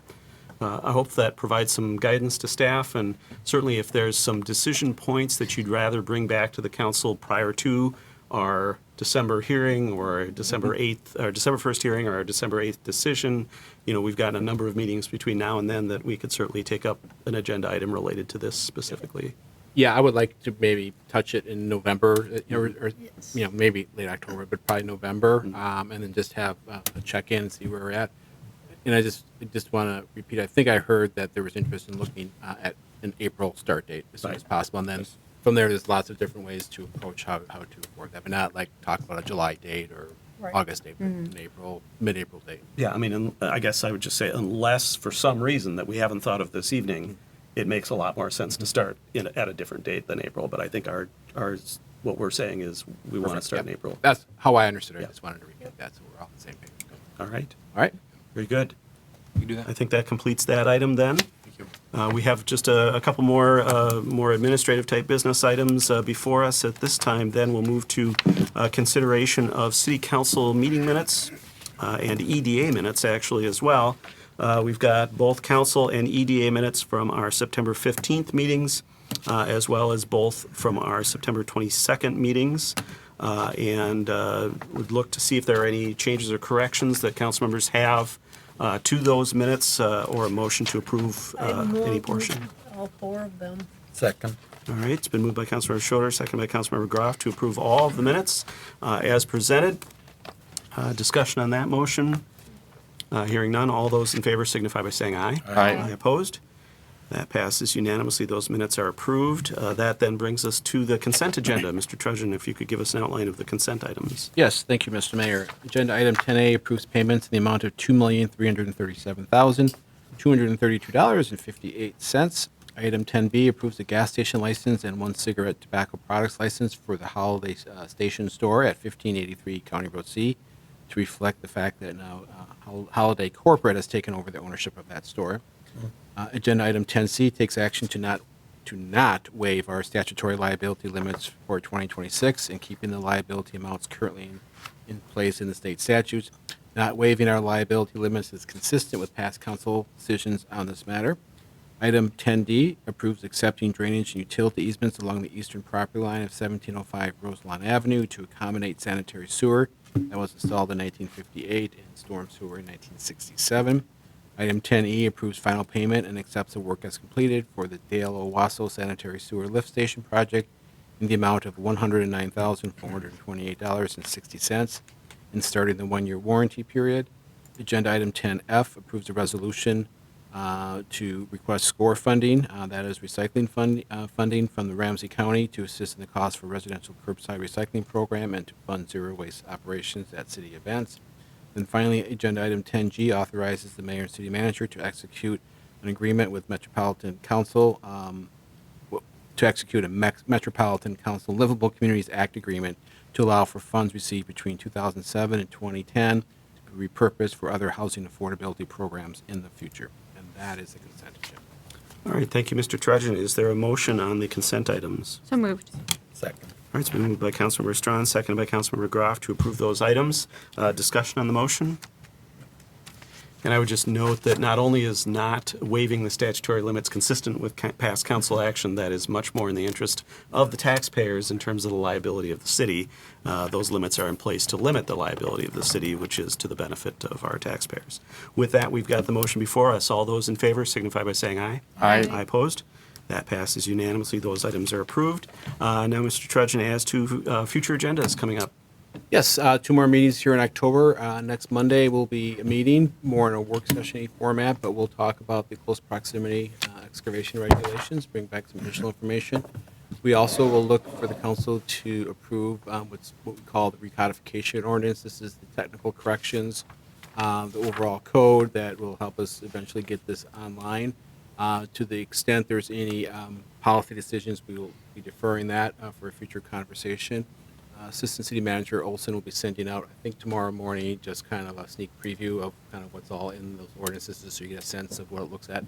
I know the City Attorney and Assistant City Manager spend a lot of time just going through whether it's commas or other old, outdated references in there, so it's kind of more of a cleanup document.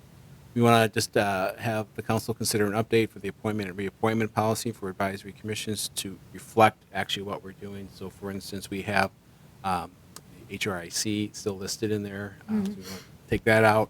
There's another thing about for reappointments that we previously used an application that was at least 3 years old. Now we have a whole different reapplication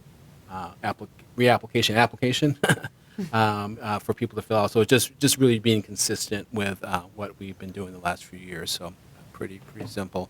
And then I want to bring back the discussion about the remote participation. The council kind of landed on up to 3 times for council members and commission members. So we'll bring that back for you to review. On the 27th, we'll have the consideration of the Aldine right-of-way, take up the Park and Rec Commission packet recommendation. You're all very familiar with that topic, so we'll look to see if there's a decision can be made on that. We'll bring back the construction manager at risk and also the approval for the professional service agreement for civil and prosecuting attorney. Our meeting on the 10th, we do have an EDA meeting. We'll receive a TIF district report. We try to do this annually from Elders, just kind of give a status update of all our TIF districts. We'll look to adopt the professional services contracts. I think we talked about this at the last EDA meeting, and then consider adoption of the EDA meeting calendar. At the regular meeting, we'll look at the fee schedule for the first time, utility rates, talk about our calendar, and then I think, fortunately, we still have, I can't remember number 4 or 5 liquor license violations. As you know, we do quite frequently. No tobacco violations, as I understand it, just liquor licenses. And then we have the 2 meetings in December. All right, thank you, Mr. Trudgeon. Are there any questions on upcoming agendas? Any council member initiated items for future meetings or reports or communications from council members? All right, hearing none, the only other item on our agenda this evening is a motion to adjourn. Second. All right, it's been moved by Councilmember Groff, seconded by Councilmember Schroeder to adjourn. No discussion on a motion to adjourn. All those in favor signify by saying aye. Aye. Opposed? That motion passes unanimously, and we are adjourned at 8:24 p.m. Thank you, everyone. Wow. 6 minutes early. Yeah.